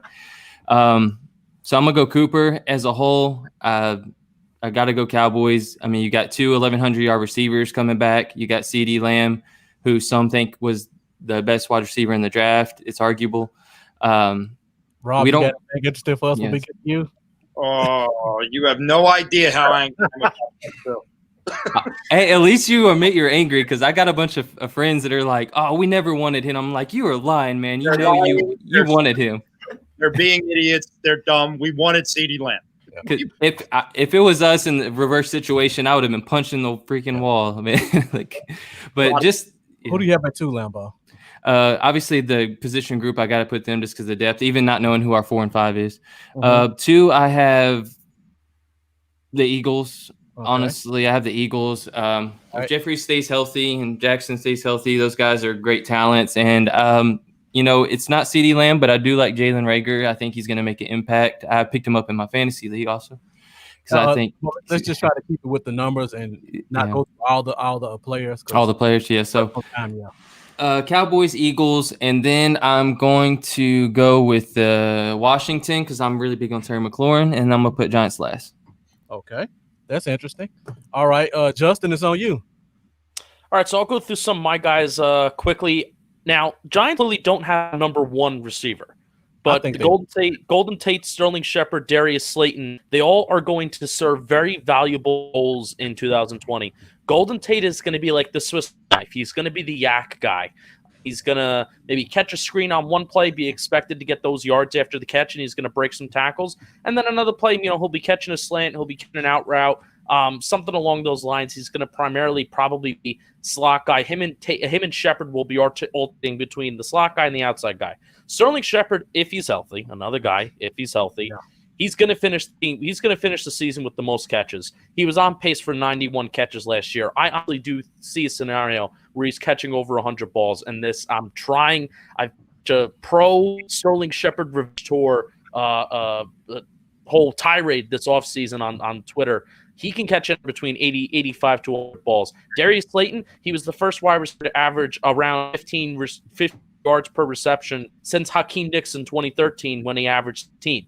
He's big play Slay. He had touchdowns of 25-plus yards last year. So those 3 guys, they all serve very valuable roles. So if we're going to compare it to Dallas's offense, Darius Slayton, we're hoping he can be the Dez Bryant. Sterling Shepard, we're hoping he can be the Cole Beasley. And Golden Tate, I don't really know if I have a comparison because, like I said, he's just a Swiss Army knife. He's just going to do whatever you need him to do.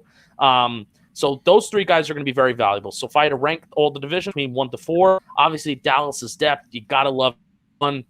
Now this is where my Giants box is going to shine because I really do believe in these 3 Giants wide receivers in the role that they're going to play. So I need to put Giants number 2. Do not believe that the Eagles receiver stay healthy. I think Deshaun, he's going to hurt pretty early on in the season. Alshon Jeffrey, don't think he's not the same guy he was in Chicago. I won't go through all the guys. So I think Eagles number 3, I love Terry McLaurin. I feel bad that I'm putting Washington number 4. It's really out of ignorance. So I will say it's out of ignorance, Washington number 4. So I will put that tag on it. All right, Rob, before you go, Mendoza asked a question. He said he's heard some good things about Arcega-Whiteside. What have you heard about him in camp? Because I'm interested about him as a former first rounder. Yeah, obviously he took a lot of hits last year, and from our fan base, me included. There are good things coming out. They're saying he looks good. He's catching the football. Look, when it comes to the Eagles wide receivers, we want guys to catch football in this town. It just hasn't happened. I mean, Carson Wentz stats would be even better last year if these guys caught the amount of game-winning touchdowns that they dropped throughout the season. But so, I don't know about J.J. Arcega-Whiteside, and that's the theme of the Eagles wide receivers, which I'll get to now. Alshon Jeffrey is most likely on the pup until week 8. Ouch. I didn't know that. Yeah, he's still – because it was that game against the Giants late in the year where he did something with Achilles, or I forget exactly what the injury was. My guess is he will not play for at least the first half of the season. I didn't realize that. Yeah. Deshaun Jackson – listen, it is the what-if game on the Eagles wide receivers this year. Deshaun Jackson – yeah, he's fast. Yeah, he's a good talent. Can he stay healthy? He hasn't done it. Not just here. He hasn't done it over the last, few years of his career. And then J.J. Arcega-Whiteside, we don't know what he is yet. Last year was not a pretty year for a guy that they really needed to step up. When they picked him over a lot of guys that I would have rather seen them go, a la Terry McLaurin. Some of these other guys I would have rather seen him pick. As far as Reagor, and Quez Watkins, let me talk about those two guys first. They're rookies. They're fast. I mean, super. Look, the Eagles knew they wanted speed. If you ask me, they focused way too heavily on just speed. There's more to the wide receiver position than just speed. Almost like the Raiders did. I was just going to say, ask the Raiders. You know what I mean? Ask the Raiders. Jonathan Hightower, another guy they drafted, speed guy. All three guys, when you look at their negatives from their draft rankings, will drop passes. That is the last thing I need in this town is another wide receiver who's dropping passes. And look, I love Greg Ward. I love the story last year. This guy just battled for a few years, and finally made it to the roster and played a big role. I don't want to have to rely on Greg Ward to be my steady receiver. Yeah. I am not as high on this group, and not because I don't think the potential's not there. It's just it is such a what-if game at this position. And the fact is we're relying on Deshaun Jackson to stay healthy, a couple rookie wide receivers to, in year one, with not a normal training camp, just be ready to go. Yeah. And then a guy like Greg Ward, who is, great story, but, it's tough for me. So with that said, you can't pick against the Cowboys. I still don't know why the Eagles did not trade in front of Dallas. I don't either. Give up whatever the hell they wanted to get CeeDee Lamb, but whatever, they didn't do it. And then drafted Jalen Hurts in the second round. I'm going to go with the Giants at number 2. I honestly think Sterling Shepard and Darius Slayton are both excellent receivers. I love Slayton. I will give the Eagles number 3 just because the potential with all of them is there. I think Terry McLaurin is a stud, but you said it earlier, Justin, ignorance. I just don't really know much about the rest of the guys on that list. Let me ask you this question before we move on to Ryan or Rob. Yeah. Does it concern you that not a single receiver for the Eagles had over 500 yards last year? Oh, yeah. I mean, it does. And this was my friend. Look, I think the Eagles had the worst one of the worst off seasons in the league, in the National Football League this year. I think they just, they nickel and dime, and they went to the draft. There were positions of need that they just ignored. And they didn't ignore the wide receiver position, but, and I've been getting killed by guys that I do podcasts with back here on this. I don't know how you don't draft a Justin Jefferson when he's there, and you draft a Jalen Reagor, and everyone wants to tell me, oh, it's he's a possession receiver. I said, I don't care what you want to label this guy. He did it at the highest level for the national champion team, and he would have made an impact and a difference here. And for you to now go, like, look, Jalen Reagor could be great, but you took a shot on a guy from TCU who played in a conference where there ain't too much defensive backs out there doing things anymore. Yeah. And, that's the frustrating thing. The Eagles have this this mentality that they're the smartest guys in the room. And I really hope they are this year, because if not, this is going to backfire and you're wasting another year or two of Carson Wentz. I was just about to bring that up to you and tell you before you said that during the draft, when I thought y'all were going to take Justin Jefferson, and I was a little more worried about that than I was Rager, to be honest. And then when you took Rager, it kind of gave me a slight relief because I was like, I didn't want them to get Jefferson. As much as I wanted CeeDee Lamb, I held hope because I was like, Jefferson's still there. And when he's there, I'm thinking, all right, here we go. I think he's going to be good. And ESPN shows the coverage. It showed Justin Jefferson first, cheering. Fantastic. They made the right move. He was on the phone with the next pick. He was on the phone with the Vikings. I was like, you got to be kidding me. Right. Kerry Teagle, thank you for joining us. And he made a comment. He said he can't believe we're finally listening to an Eagles fan who's not a homer. Much respect to you, Rob. I appreciate that. I tried to do a good job picking guys who were impartial and would give us honest opinions about their teams. I appreciate it. Philly 500 said Jefferson. Ryan, it's on you.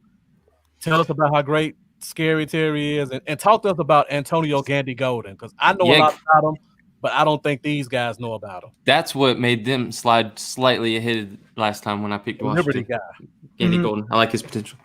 All right, so first start out, obviously Cowboys won. When CeeDee Lamb was still there, I just sunk in my couch and went, oh, come on, like why? Well, of all teams, why did it have to be the goddamn Cowboys? But but you got to deal with it. I'm going to throw a curveball here, and I think I've been pretty conservative so far with saying Washington's pretty much last on everything. I'm going to throw Washington number 2. I cannot express how much faith I have in Terry McLaurin. I think in 2 to 3 years, we're going to be talking about him as a possible top 5 wide receiver in the league. He is that good. If you look at the situation he was in last year, the team just imploded from the inside out. He had the worst quarterback play in the league. He missed 2 games and still had almost 1,000 yards. Yeah. I mean, by week 3, he was the number 1 receiver. The corners were following him, the team's number 1 corner. When we played New England, I think week 4 or 5, Stephon Gilmore trailed him everywhere he went. And it was like the first series, I think it might have been the first play, Terry McLaurin against Stephon Gilmore, 10 or I think it was like 11-yard catch right on the sidelines. I'm like, he's going to be special. One of Byron Jones' few touchdowns was from Terry McLaurin. So yeah. I tell you, he is going to be special. But then the question is, and this is a big question, is the after Terry McLaurin. And one name you don't want to have under here, who's going to be the number 2 receiver, is Steven Sims in the slot. Late, like I said, he wasn't even really supposed. When he made the team, a lot of people were mad because there was another guy, Cam Sims, who people loved.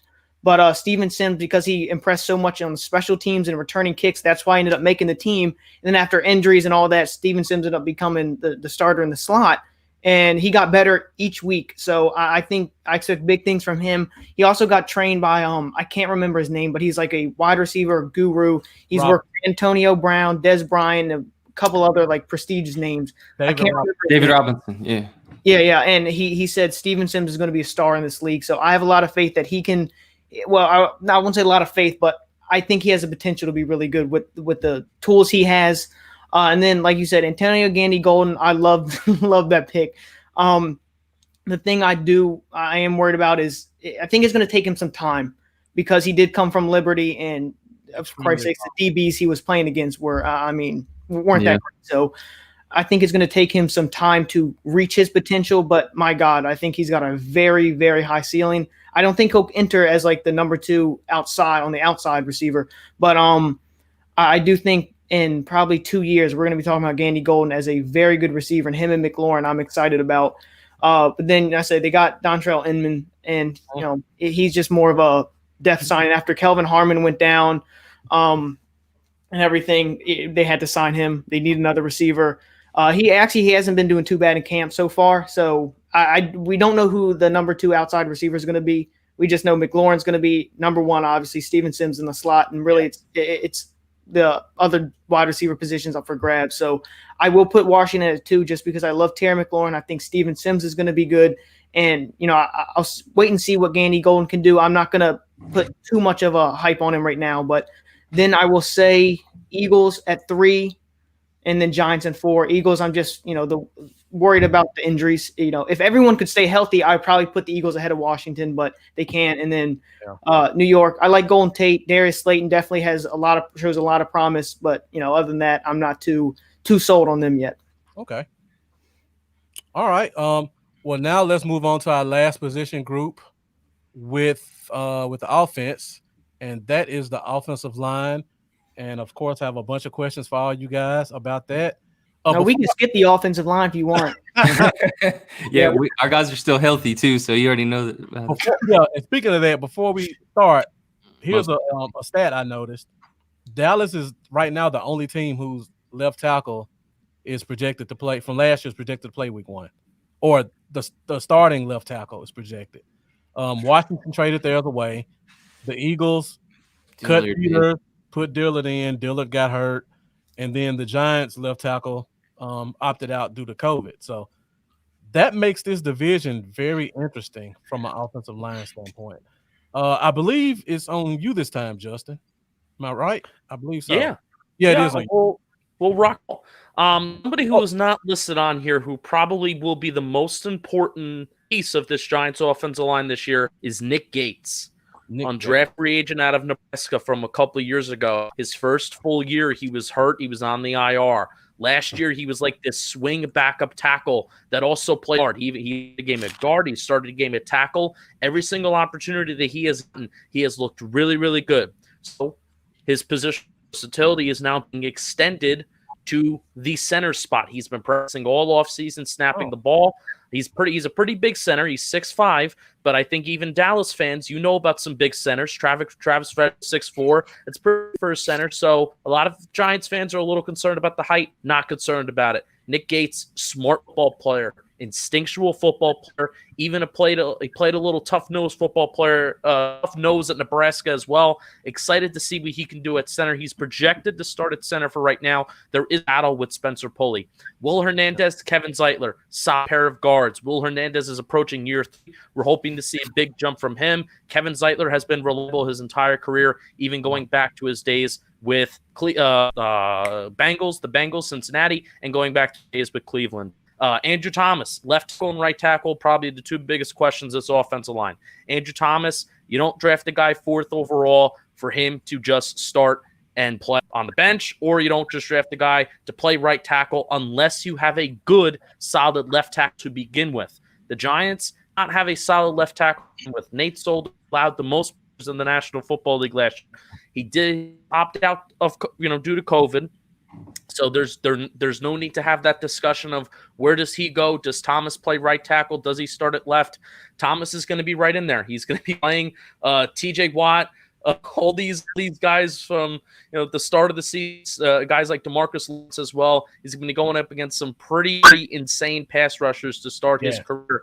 So I love what you see at Thomas. The guy just plays football very well. He's not like Mekhi Becton, where he has the insane size or the insane 40 time. He's not like Jedrick Wills, where he's a pure technician and he has beautiful technique. He's not like Wirfs, where he has the most athleticism in the world. But he was the best tackle prospect. And if anything, if we're going to be talking about maybe flashy combine things, he had the best 20-yard shuttle. And 20-yard shuttle in terms of quick intermediate movement, that's the thing that you're looking to the most of all offensive linemen. So very excited about him. Cam Fleming is probably at right tackle, and Dallas fans, a decent amount about him. Not great, but not bad. Hopefully he can hold up at right tackle, but if he doesn't hold up, Matt Peart, 3rd-round draft pick out of UConn, he will take his spot later in the season if Cam Fleming up to par. Okay, so how do we rank the 4 groups? Oh, this is interesting. There's injuries. It's a tough ranking. There's a lot of moving parts in the NFC East, and this is fascinating. I'm very interested. I almost want to do my rank for everybody, but I don't after I hear everybody talk. But we'll just do it. Down 1, I think Tyrone Smith is a Hall of Famer, and I don't know if that's a hot take, but I think he's a Hall of Famer. It's tough to evaluate all of them in terms of saying if they're Hall of Famers or not. Dallas number 1. I'm gonna say Philly number 2, but I'm really rooting for this Giants offensive line because right now they're somewhat healthy. They have the potential to take over the Eagles, especially if they continue to not be healthy. So Eagles number 2, Giants 3, Washington 4. I feel very bad, Ryan. Washington 4 again. I feel very bad. Moving forward, guys, because I'm interested in this, and before we move to you, Rob, someone said this is really refreshing to hear 4 unbiased opinions, and they think we should continue to do this on a consistent basis. So hopefully I can get you guys in sometime in the near future, week 4, week 8, and we can go through this again. And also, before you go, Ryan, everyone let me know who's going to be your starting left tackle, because I have no clue with you guys. But what if we don't know yet? So Rob, it's on you. All right, so let's talk about this wonderful group. So listen, if we would have talked about this a few months ago, I would have been very high on this group. You know, I would not have been as high as on Andre Dillard. And to be very honest with you, even prior to the injury, it was not good news coming out of camp on Andre Dillard. He was not performing very well. And once again, yes, Jason Peters came back in to become Brandon Brooks' replacement, but I also feel that was done because they were not confident in Andre Dillard. And they would have rather, as they're trying to build up some of their younger guys, knowing that Jason Peters is still there. Yes, he's getting older. Yes, you're guaranteed a false start or 2 every single game. And probably miss 4 games. Yeah, but I will tell you that with this injury to Andre Dillard, my best assumption, and I think this is what will happen, Peters is going to bounce back out the left tackle. He's going to be your left tackle, I think. And I think what they'll do is they'll take Matt Pryor, who they've been high on for a couple years, and they're going to slide him over to right guard. You still have Kelsey manning the middle. The one name not on here, and I'm sure it was just an oversight, is Lane Johnson. Oh, how did I forget that? Oh, yeah. Lane is the key. I'll be honest, I love Lane, but I do not think he had a great year last year. I thought Lane was a little bit down last year. Was that a little bit of all the inconsistency, guys in and out of the lineup, all kinds of craziness going on there? So, look, I think they have potential. You know, you're asking a lot of Jason Peters to give you another year. I think Jason Kelsey's one of the best centers in the league. I'm not a huge fan of Isaac Seumalo, but he's been serviceable. Yeah, been there now a couple years. The question's going to be this Matt Pryor. Can he come in and play? Losing Brandon Brooks is huge because the guy had been definitely one of the top couple of guards in the league. Top 4 easily. Yeah. So when I look at the Eagles' offensive line, they have to be better for Carson Wentz. I don't know what they have to do, but they have to be better for Carson Wentz. The young guys, the Prince Tego Wanongo, he's not ready. Jack Driscoll may get forced into some service this year.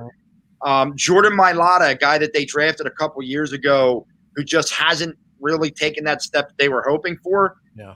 He may be someone they need. I don't know. I'm hoping to God they just stop getting hurt. But as far as my rankings are concerned, the Cowboys are 1.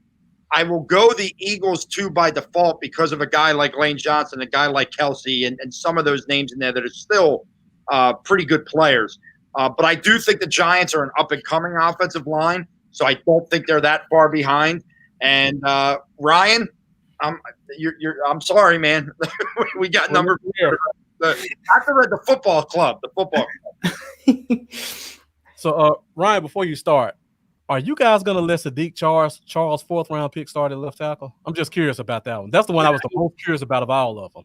No, he's not. I would be highly surprised. He hasn't. I don't think he's really practiced. He's been injured too. And on top of that, he needs time to develop. He's not. When they drafted him, I didn't think he was ready for week 1.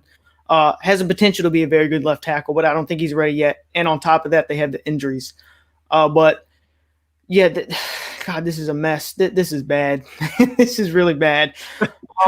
If you don't want to talk about it, just rank it. We understand. I'll go through the ranking first. Cowboys 1.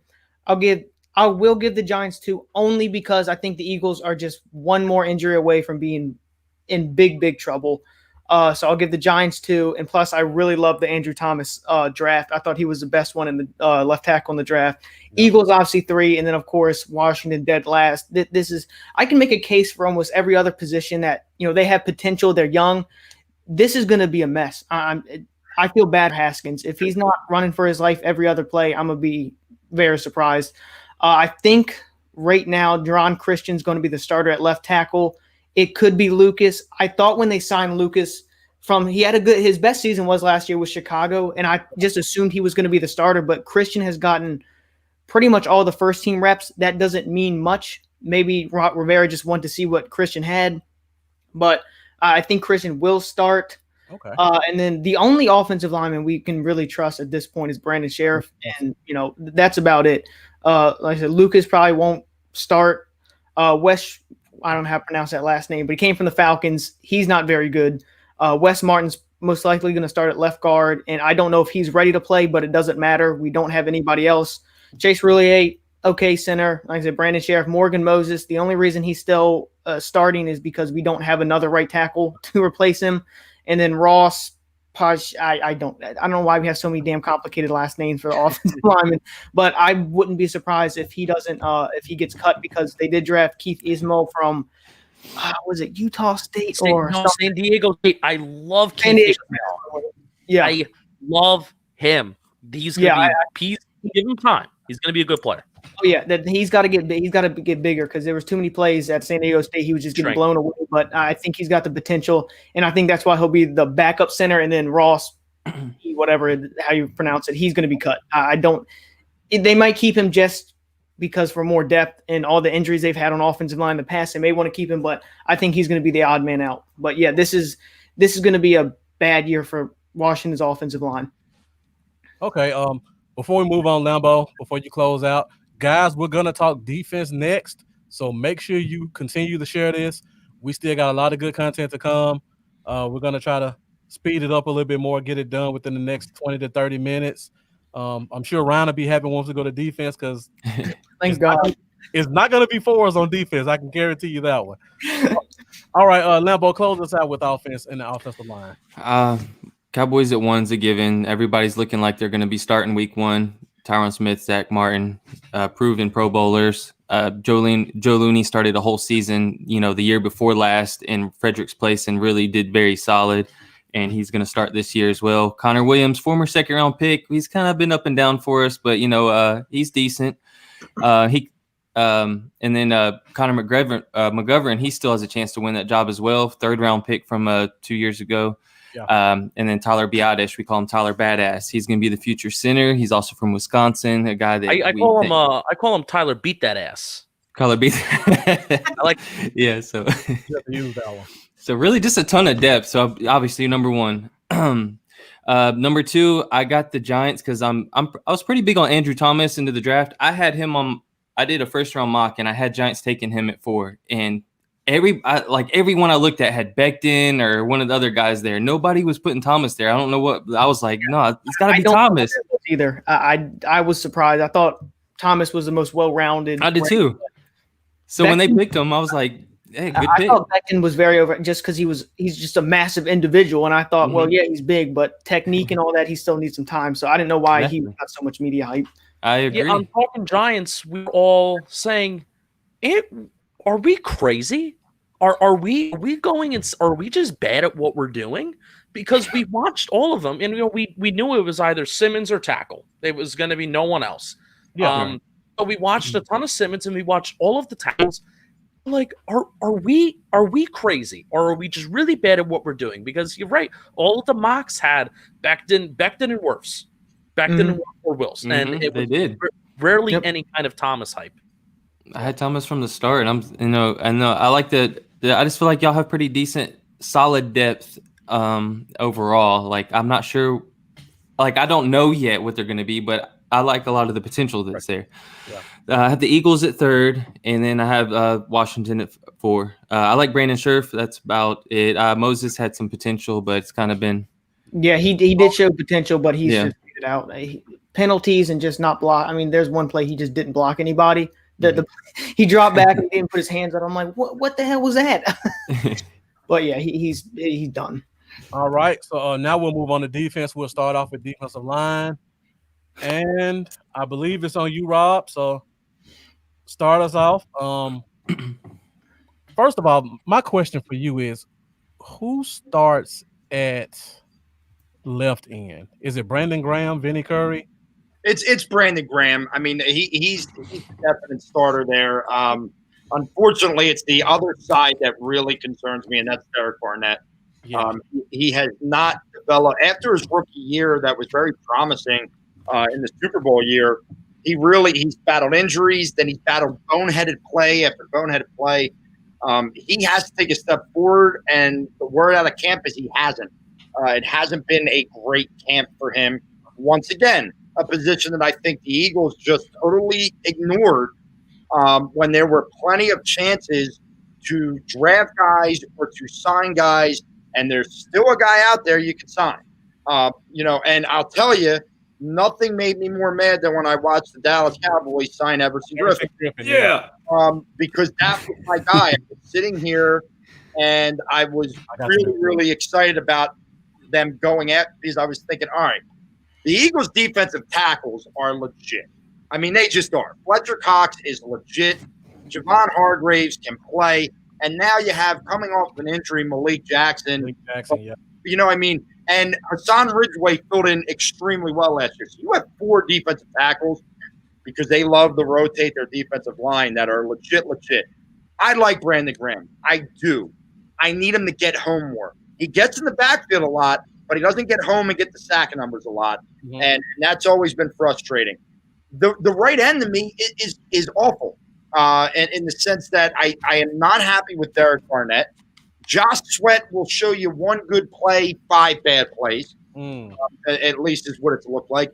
And honestly, I think Vinny Curry, I get nothing out of bringing Vinny Curry back here. I think he's done. I think he had his run once again in the Super Bowl year when all the stars aligned and we finally got over the hump there. I would have liked to have seen the Eagles go out and sign one of these guys that were out there, or there were some guys they could have drafted. And one of the guys who I forget who ended up drafting him. There's a kid from Utah who was like a Bradley. What's that? Bradley and I. Yeah, did you guys drafted him, right? Yes.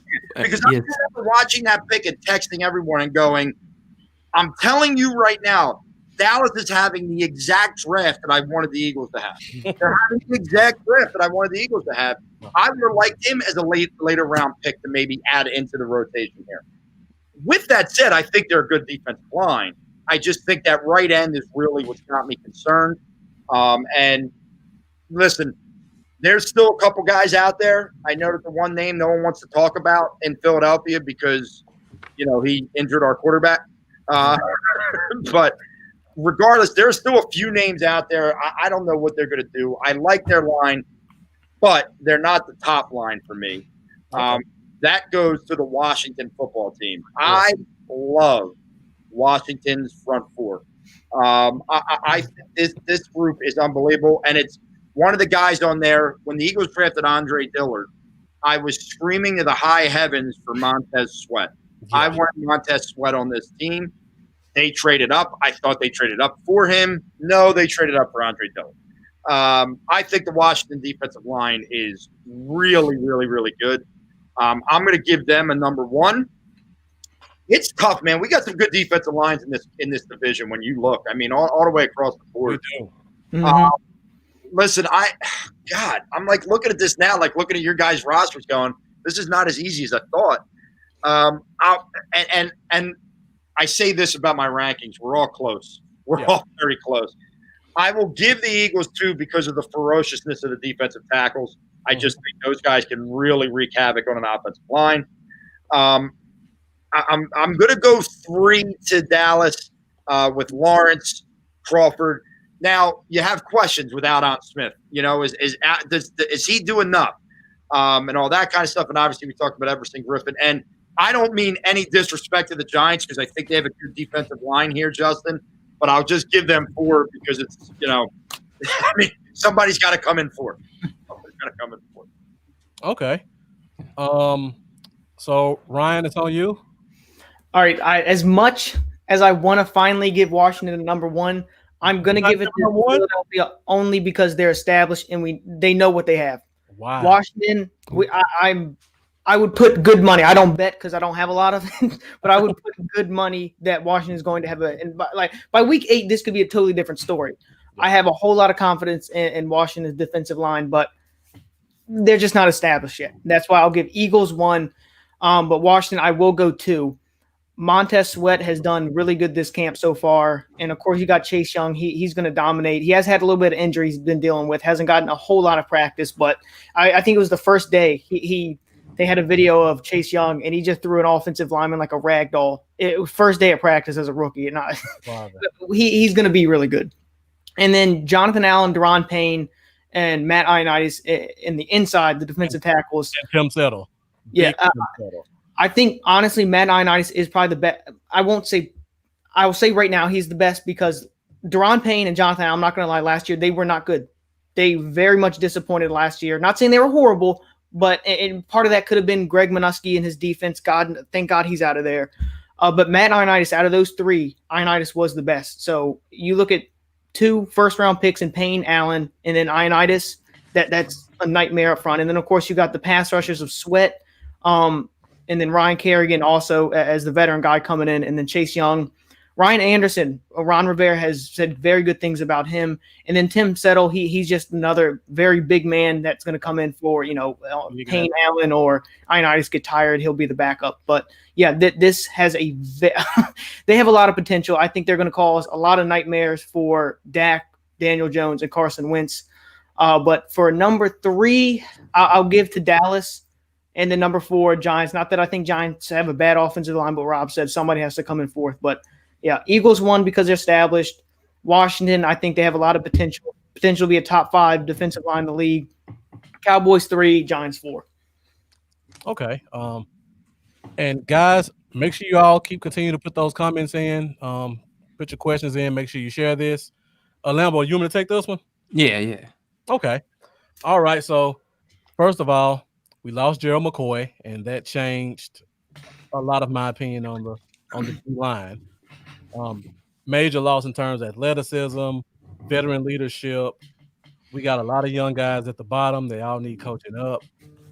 There are some guys that I have on this list that I think are going to make it, like a Bradley and I, that I want to try to keep the lines level because I don't know what's going to happen. And then we got like a Randy Gregory, who we don't know what's going to happen with him. So we have a lot of potential on this team. Dontari Poe, we finally got a big nose tackle. I've been wanting one for 10 years. I'm excited to see what our defense looks like with a big nose tackle up the middle. And on top of that, Antoine Woods, to me, is a great player, but he's a great 35% snap player. Yeah. If he's only give you 35 or 40%, he's off. If he gives you more than that, you're going to get 30% of awesome and then 65% of not so good. So and he's playing for a contract. Yeah. Too. So I'm happy with that. Tyrone Crawford, Swiss Army knife, you move them all around the line. Everson Griffin, our big signing, love him. The minute we signed George Edwards as our assistant DC, we were all tying the things together to get Griffin here, and I'm glad we got him. Ferocious first step, intense guy. He's going to come in and be a big-time leader. We got our rookie Neville Gallimore, athletic. Alden Smith, I know you guys probably don't keep up with him, but he has been looking amazing in camp, both standing up and in a three-point stance, inside and outside. So we're going to be doing a lot of versatile things that you guys are going to see, and I think this is going to make a huge difference for us this year. I like to add in too. Keep your eye on Gallimore, y'all. If y'all and nobody's watched much of him. That's he broke into the 4.7s at 301 pounds, which is crazy. Yeah, that's insane. Dorrance Armstrong, we got so much talent at defensive end. I just don't know what's going to happen with him, but he's a third-year guy, so you assume he's going to ascend. Now, with that being said, before I go, I know you're next, Justin, but are you guys still running 3-4? Oh, yeah. Yeah, now Okay. now here's the thing. I honestly do think if a team is running a 3-4 or 3 in today's NFL, I think it's a little overrated. While it's a very important question, and while a team basically, when a defense coordinator says they're running multiple, they're not actually going to be running multiple like 50% of the time. Patrick is going to largely run 3-4, but also you are going to 4 down linemen. You are going to see times there's going to be no linebackers on the field. You'll have your edge rush stand-up linebackers, but there's going to be 7 corners and safeties on the field. Yeah, so it's going to be what Patrick Graham is going to be this year, and the Giants kind of have the depth to do it in some of the spots. So Marcus, are you about to bring up the NASCAR package? I didn't plan on it. But yeah, NASCAR package with Smith, Griffin, D-Law, probably Crawford. I think that's gonna be pretty special. It's gonna remind you of 2009 Giants when you guys had the Ubora, Kiwanuka, Justin Tuck, Michael Strahan, 4 big athletic defensive ends. So we're excited about that too. So with that being said, this one is really hard for me. Number one, I got to put Washington. I mean, if you're looking at a team and Ryan Kerrigan may possibly be your swing end, that's insane. He did have I'd say the age is playing a factor into him. He didn't have a great year last year, but like I said, once they switch to the 4-3, I think that's going to help him a lot. That's what he played in college, and he doesn't have to be the guy. You know, they're going to offensive lines will be paying more attention to Sweat or Young, whoever he's out there with. Yeah, I mean, you take a guy like that, and he's coming off the bench. That's like turning back the clock. So I put them at 1. At 2, it was difficult. To be honest, I'm not really high on the Giants D-line. I know you guys got some big names, all first rounders, but I just didn't get the Dexter Lawrence pick. I think him and Tomlinson are the same guy. So I hate to put them at 4, but I feel like I want to put them at 4, but just because I like Dallas and the Eagles so much. And this one was hard for me because I'm looking at the strength of DN versus the strength of D tackle between Dallas and the Eagles. But for me, I have to put Dallas 2, because I think a pass rushing DN group is a little bit higher value than a pass rushing D tackle group. So Washington, Dallas, Eagles, Giants. All right, Justin, it's on you. All right, so I'll start in the interior part of the line and go to the outside. So Leonard Williams, I have been on it. There are 2 players where I've been really punching Giants Twitter, and I've been punching Giants Twitter. I've been pushing Giants Twitter to really believe in this offseason. Leonard Williams and Sterling Shepard, those are the 2 players that I'm really trying to convince to believe in. Leonard Williams, when you compare every single statistical pass category besides sacks, was very important. But I'm push a point, so I'm going to say this anyway. So quarterback knockdowns, catchers, he hits.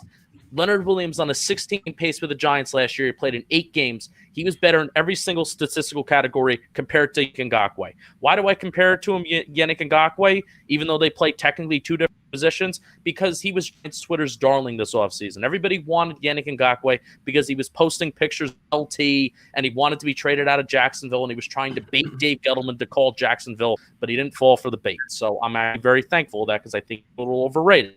But that just tells you that even though Williams is playing from the interior defensive line spot, he was able to create consistent pressure over and over again, but just not finishing. And that's the problem with a lot of the interior defensive line. They're good, but they can't finish, and that's what separates the Aaron Donalds of the world and everyone else. I would say, though, since 2015, Aaron Donald has some 93 quarterback hits. 2015, Leonard Williams has 82. You want to know who's in third place, Rob?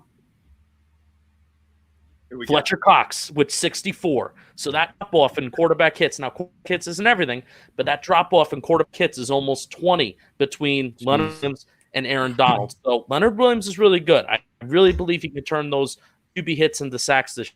Dalvin Thomas, it's a contract year. He's a guy that only 55% of the snaps last year, and he was arguably the best interior defensive lineman they had last year. You check on the All-22 tape each week, Tomlinson was causing havoc. Really like him. Dexter Lawrence, because he's in second year, he's the guy with the highest ceiling. Very excited to see what he can do if he gets some more opportunities this year. He has a lot of talent. Now, a guy that's not on here that's our best edge rusher, well, projected to be our best edge rusher actually, is O'Shane Ximenez. He was a third-round pick last year. He was a rookie. Saw limited snap count. Really came in pass rushing situations, and that was intentional. The Giants are trying to do a good job of not just throwing these edge rushers in the air, especially if they're not first-round picks and they need time to develop. But O'Shane is expected to take that step up this year. He's expected to be a 7 8-sack plus guy. And Marcus Golden is coming off of a 10-sack year last year. Second year coming off the torn ACL, which I think you usually see players at their peak physical form when they're coming off 2 years off of an ACL injury. And we got Marcus Golden back, a double sack guy, for $4.1 million because of some kind of franchise tender. These pass rushers signed this offseason. Clowney's still a free. Golden was one of those guys, and the Giants some sort of way to get Golden back for a cheap deal, which is good. Granted, if we're talking about rushing the passer, it's not great. If we're talking about run defense, it's pretty darn good. So if I had to rank, I wish I could say like 1A, because I honestly don't even think there's a 3 and 4 of like this ranking of this division. But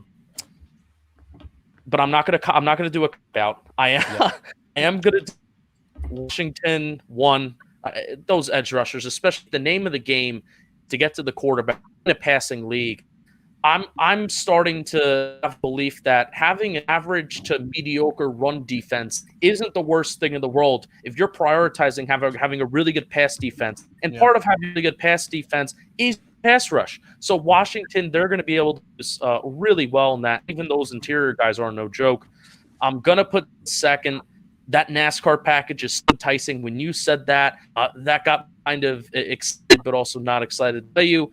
And then honestly, if this would where I would put like a 3 and 3 is the Eagles and the Giants. I basically do think they're kind of even. I'm going to put the Giants ahead slightly, simply because this has continuity. All these guys are coming back second year together. And guys are Malik Jackson's coming off of injury, like Rob was saying. Fletcher Cox is another year older, still good. But I will put Giants 3, Eagles 4. Okay. We're down to the last 3 positions, and we're kind of running late. So going forward for these last 3 spots, you guys just talk about your 2 best guys at those positions, and then rank it. All right. So next we go to linebacker, and hold on, pull it up, and I believe it's on you, Justin. So I'm interested to hear who your 2 best linebackers are. And before you answer, is Mayo going to be out for an extended period of time? Yeah, Mayo is probably going to be out for 4 weeks. He's getting surgery. At worst comes to worst, if I'm getting my timeline, maybe week 3, week 4, and that's the worst case scenario. But although David Mayo not an awesome, great football player that we really, really need. Now, interior linebacker is one of those positions, and I think the rest of you would agree with me that interior linebacker.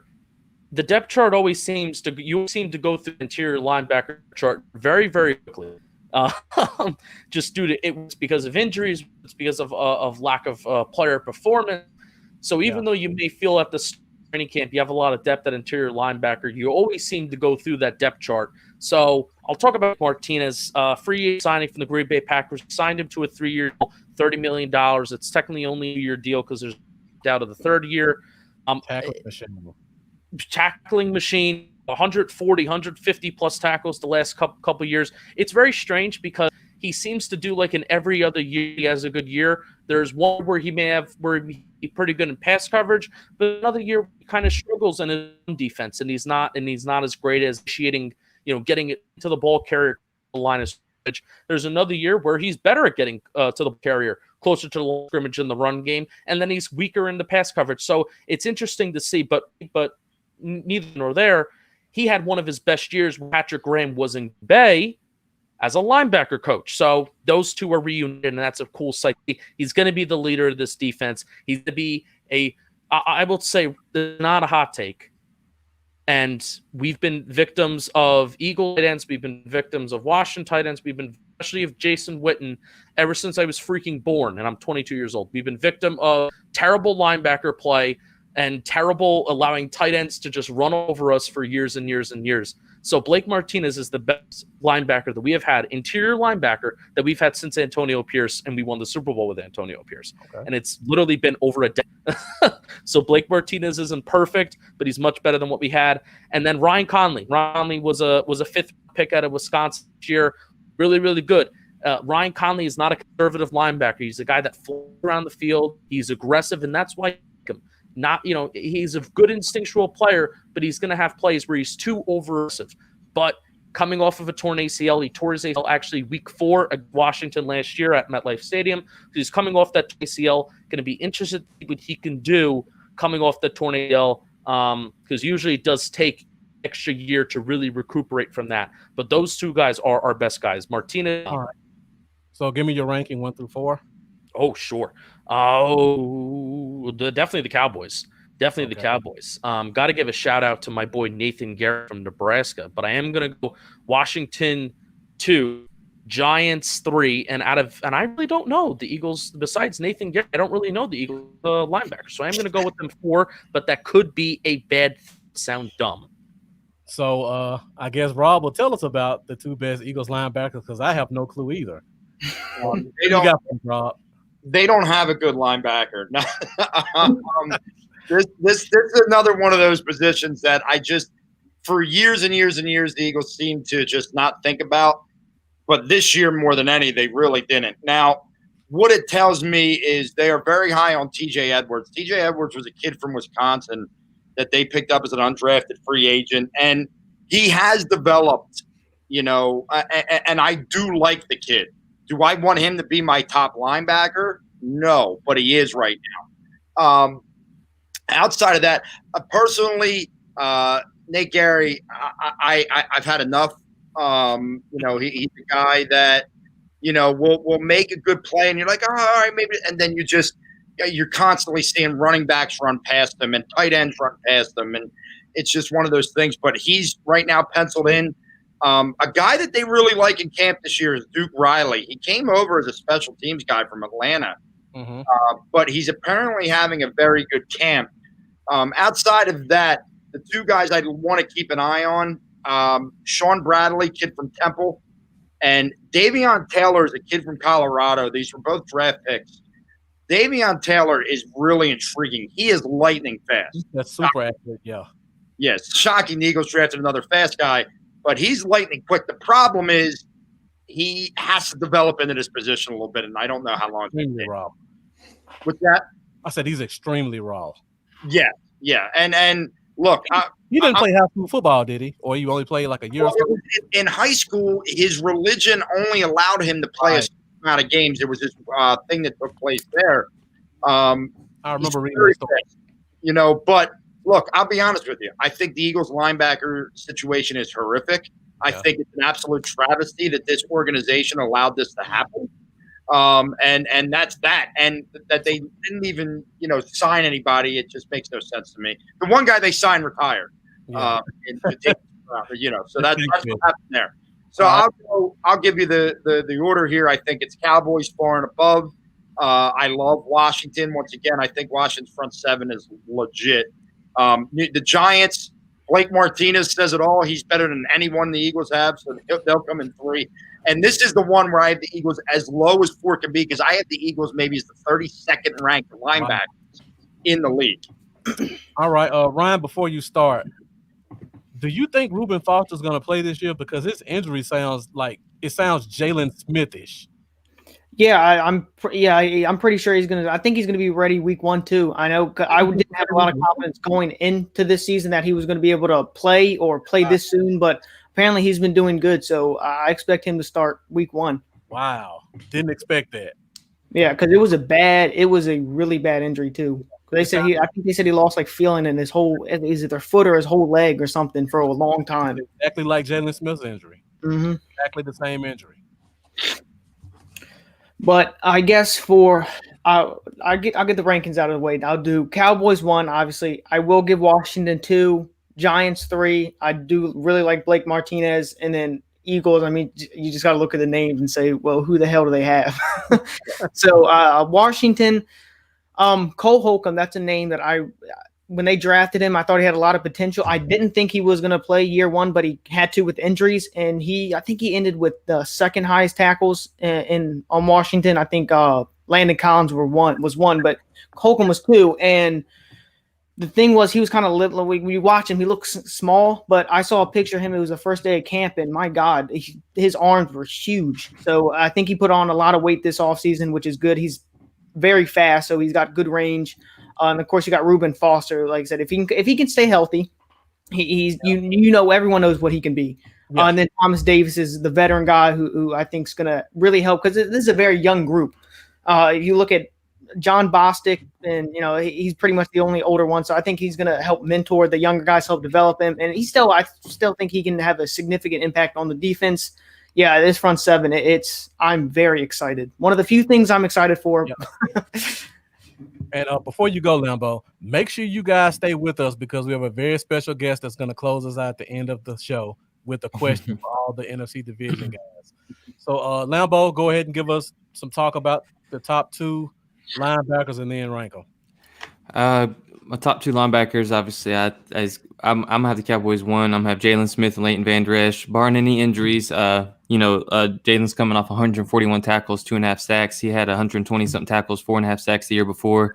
I mean, he's really getting his legs under him, with his health getting better and everything. And he's just a monster. If LVE doesn't have any neck injuries, let's hope not. He's looking good in camp. His rookie season, he had 141 tackles. Last year in 9 games, he had 72, I believe. But I really like both of those guys. And you got the veteran Sean Lee, and then a guy that's not on here, Francis Bernard, who I think is really going to make our team and be something special 3-4 years down the road. I got Cowboys 1. I got Redskins 2. I did like Cole Holcomb. He's a guy I'd hoped we would kind of draft in the mid to late rounds. About him a lot pre-draft. Yeah, we did.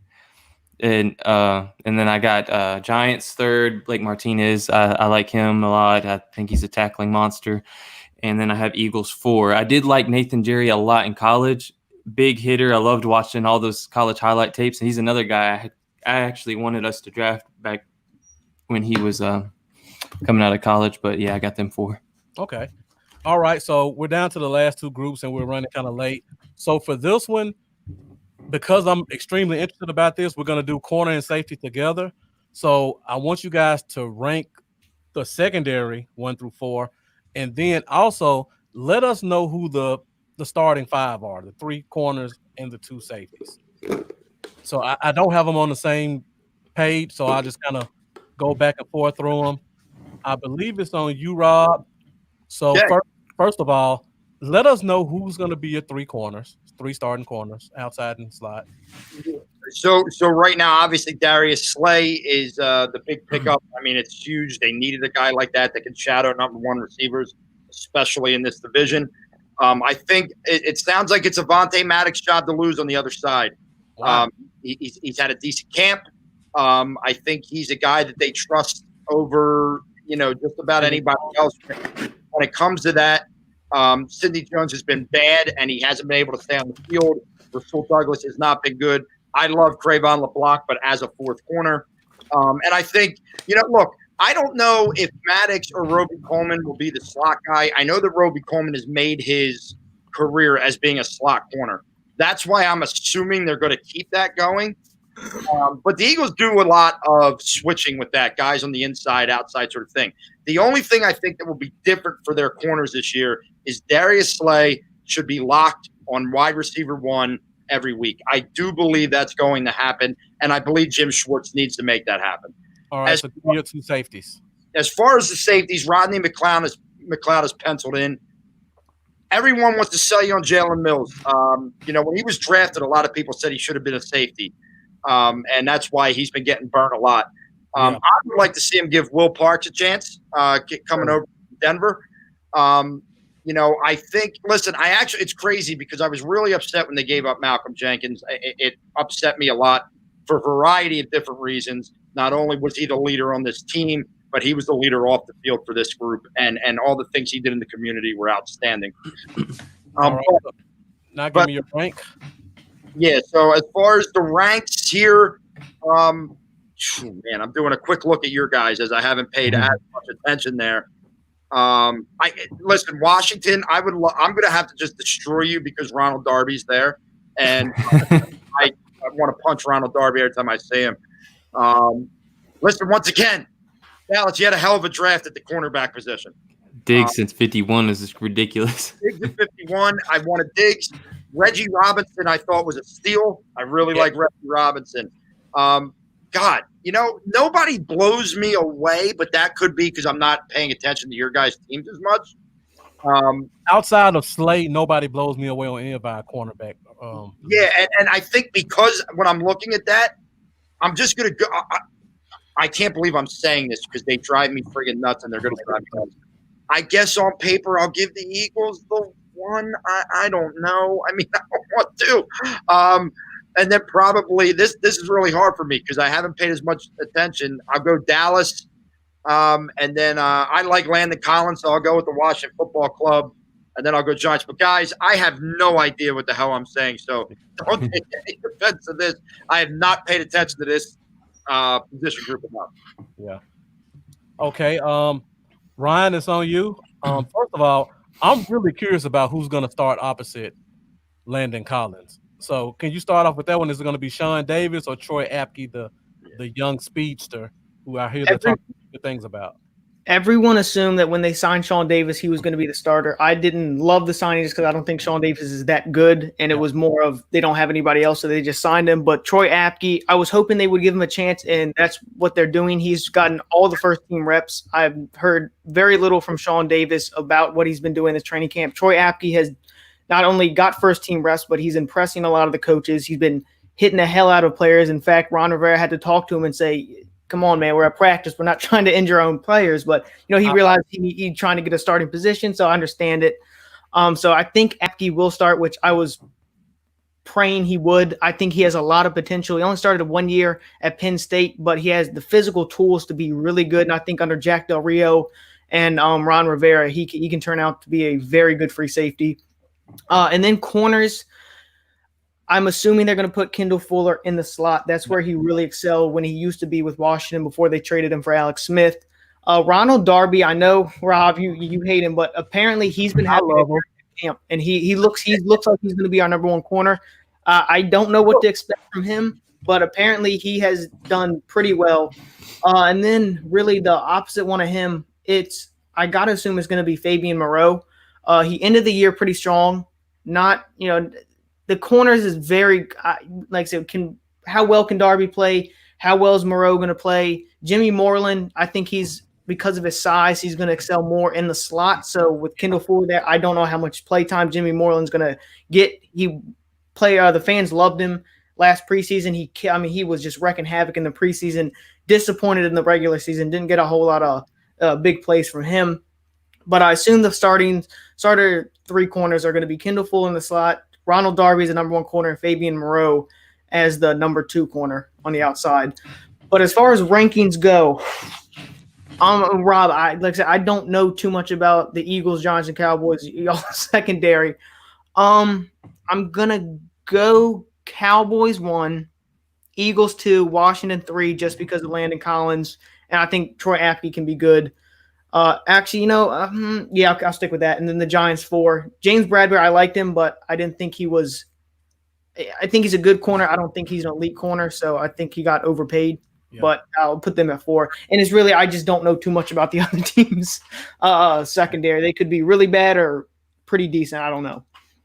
So, Lambo, since this is the last one, you want me to close it up? You want to take it? Yeah, close it. Real quick, Marcus, was Bradbury was with the Eagles before, right? He was with Carolina. Panthers. No, Panthers, that's right. He was the burnt toast meme from Dez that one game. Yeah. All right. Talking about our corners, I'll talk about the positive first. Love Trayvon Diggs. The minute we drafted him, I said he's going to be our starting corner. According to the little bit we hear from camp, it sounds like that may be the case. Tall, athletic, former receiver, great ball skills. Same with Reggie Robinson. Big, athletic, probably the most athletic corner in the draft, man, if you look at the metrics. And he comes from a small school, but he's a physical guy. They're playing him a little bit at safety and corner, so I'm excited to see how they use him going forward. Darryl Worley, veteran guy from Oakland. Smart, also a former Carolina guy. They're playing him a little corner and safety too, but I got him at corner. I'm sorry, I forgot we're only doing the starters. So I think the starters are going to be Diggs. I think Chidobe Awuzie gets a bad rap but he's a really good corner. He's just not a playmaking corner. If you need a solid guy who's going to cover his man and sometimes get a breakup, he's going to be in position all the time. The slot position is kind of tough because we paid Brown the money, but we all love Lewis. I know Cowboy fans are going to kill me for this, but Brown's beating out Lewis every year, regardless of what you think about the coaching. So I agree, Marcus. I agree. until he beats him out this year, I have to put Brown in the third position. And who got the 3-year deal just now? Exactly, that plus the money. At safety, I know you guys don't keep up with us, but it sounds pretty bad coming out of camp right now. We signed HaHa Clinton Dix. It sounds like he's getting beaten out by Darian Thompson. So I don't know what to think about that. Mm-hmm. Former Giant. Giant. Yeah. Darian Thompson might take it from him. What you state? Of course, you guys have heard the Earl Thomas talk, and I just mentioned Worley and Robinson are getting plays at safety because of this. So Xavier Woods is solid. I think it's going to be the free. If I go by what I'm hearing from camp, I have to put Thompson in strong. In terms of rankings, pre-McKinney injury, this would have been completely different. Our safety, I have to go. I'll go Dallas 1 just because I like the corners more. Good depth. At 2, this is hard. I really like Washington safeties, but their corners are just so. I'll probably put Washington 2 just because I like who they got at slot, and the outside guys for them are no worse than with the Giants and the Eagles. 3, again, even with the McKinney injury, I still like the Giants safeties more than the Eagles. So I'll put the Giants 3, and then I'll put the Eagles at 4, even though they have the best corner in the division. That's hard for me to say. All right. Justin, it's on you. 2 questions before you start. Is Baker going to touch the field this year? 1. And 2, I know we had this Twitter debate. You think Love's going to play corner? Julian Love is at safety. He has only been practicing safety. Graham has been singing his praises because of his ability to play safety. I love him, man. And yeah. He played extremely well last year. He played a combination of in the box. He played 1 game at free, but he was mostly in the box because Jabril Peppers went down with a crazy back injury at the end of last year. But he's all right now, fully recovered from that. DeAndre Baker is not. Probably a 95% chance he's not stepping foot on the field. Wouldn't surprise me if DeAndre is in jail for the majority of the season or for an extended period of time. I'm a criminal justice major, so it was actually it was an unfortunate thing, but also a pretty cool thing to cover something that actually intersected with my major. So if it wasn't for the Instagram DMs of, hey, let's meet at this place, this time. We're going to give you money to go against your initial sworn statement because they paid witnesses. Right. DeAndre Baker did. If it wasn't for that, DeAndre Baker would probably be scotch. I'm willing to bet. Even Quentin Dunbar is scotch-free right now. Back with the Seahawks. So that's just a very frustrating situation. First-round pick. We traded up from last year. Had a rough rookie year, but I really do think that he showed promise. He's probably not going to be on the Giant. He's probably not going to be a Giant ever again. It would be nice if he was probably not a Giant ever again. But all right, so I'm going to go with the 3 stars. Bradbury on the outside. I think Bradbury was a pretty darn good signing. I think he's a very underrated corner. I think the value that we got for Bradbury, especially when you compared the money that Byron Jones got, Byron Jones deserved every dime. But if you compare it, Bradbury had to go up against the toughest competition in the NFC South last year. Think of the receiver in the NFC South. You have Mike Edwards and Chris Godwin, Julio Jones, and Thomas.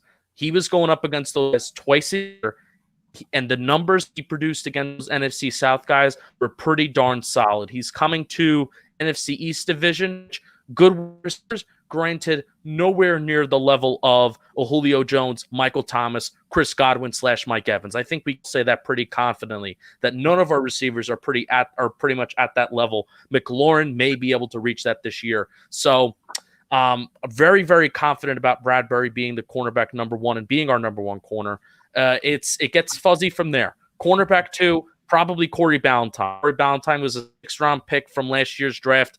Rough rookie year. He's one of those guys that we are hoping and praying as Giants fans to actually have good luck in the secondary, and a guy that can actually take a major step up and surprise us. It's been a very long time since a player has, oh, wow, expect this player to be good, but he's actually good. It's been a while since we've had one of those guys that we work out. He has a lot of speed. He has good straight line speed. That's what we're hoping he'll go with. He has athleticism.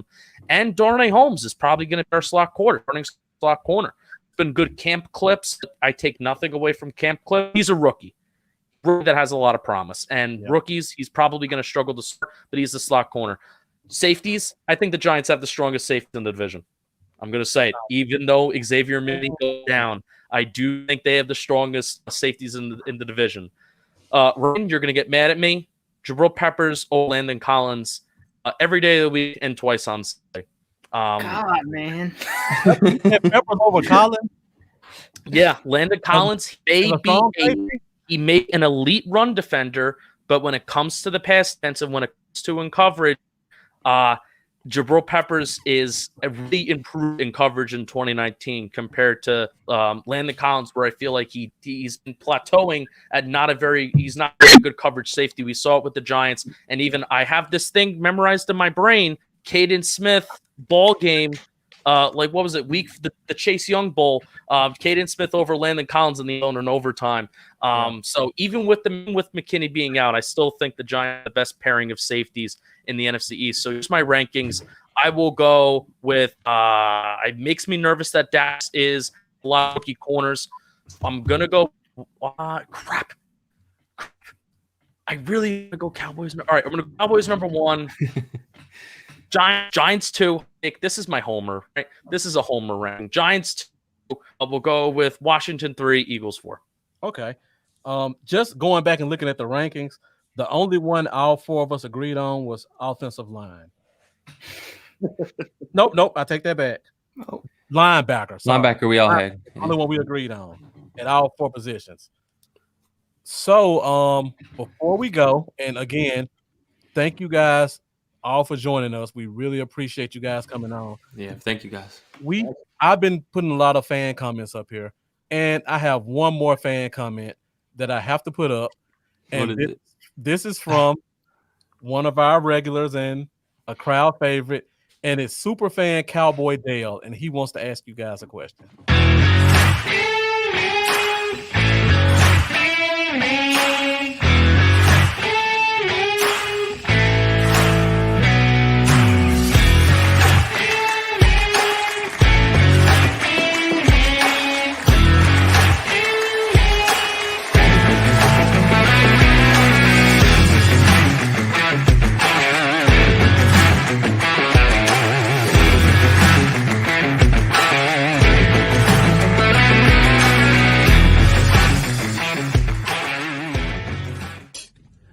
Hey, man, what's up with the NFC East podcasters, man? This is Cowboy Dale from Cowboys, y'all. And look, man, I want to ask you something from each of y'all in the NFC East, being we representing everybody up in here today.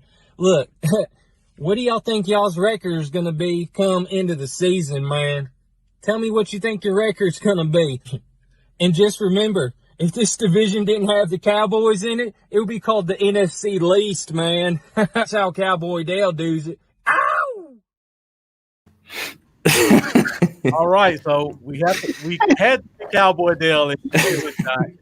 So before we go, everybody give me your prediction on your rankings for this year in terms of your wins and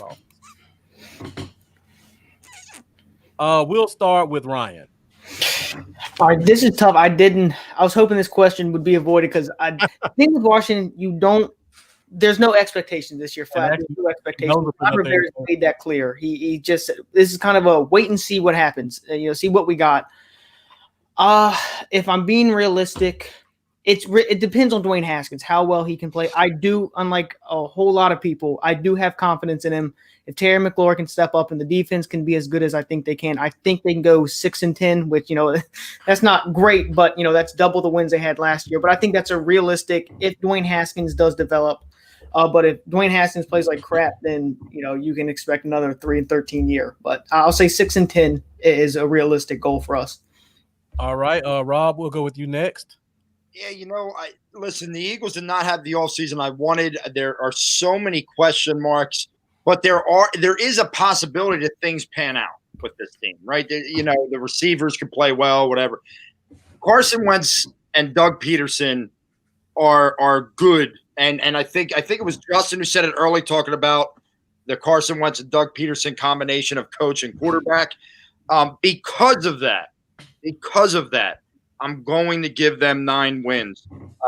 With that said, if this team went 8-8, I would not be surprised whatsoever. You're the first person I've ever heard somebody to give them less than 11 wins. Well, it's funny too. Like we did when the schedule came out way back when on a pod, we did it, and this was before everything, like the whole offseason.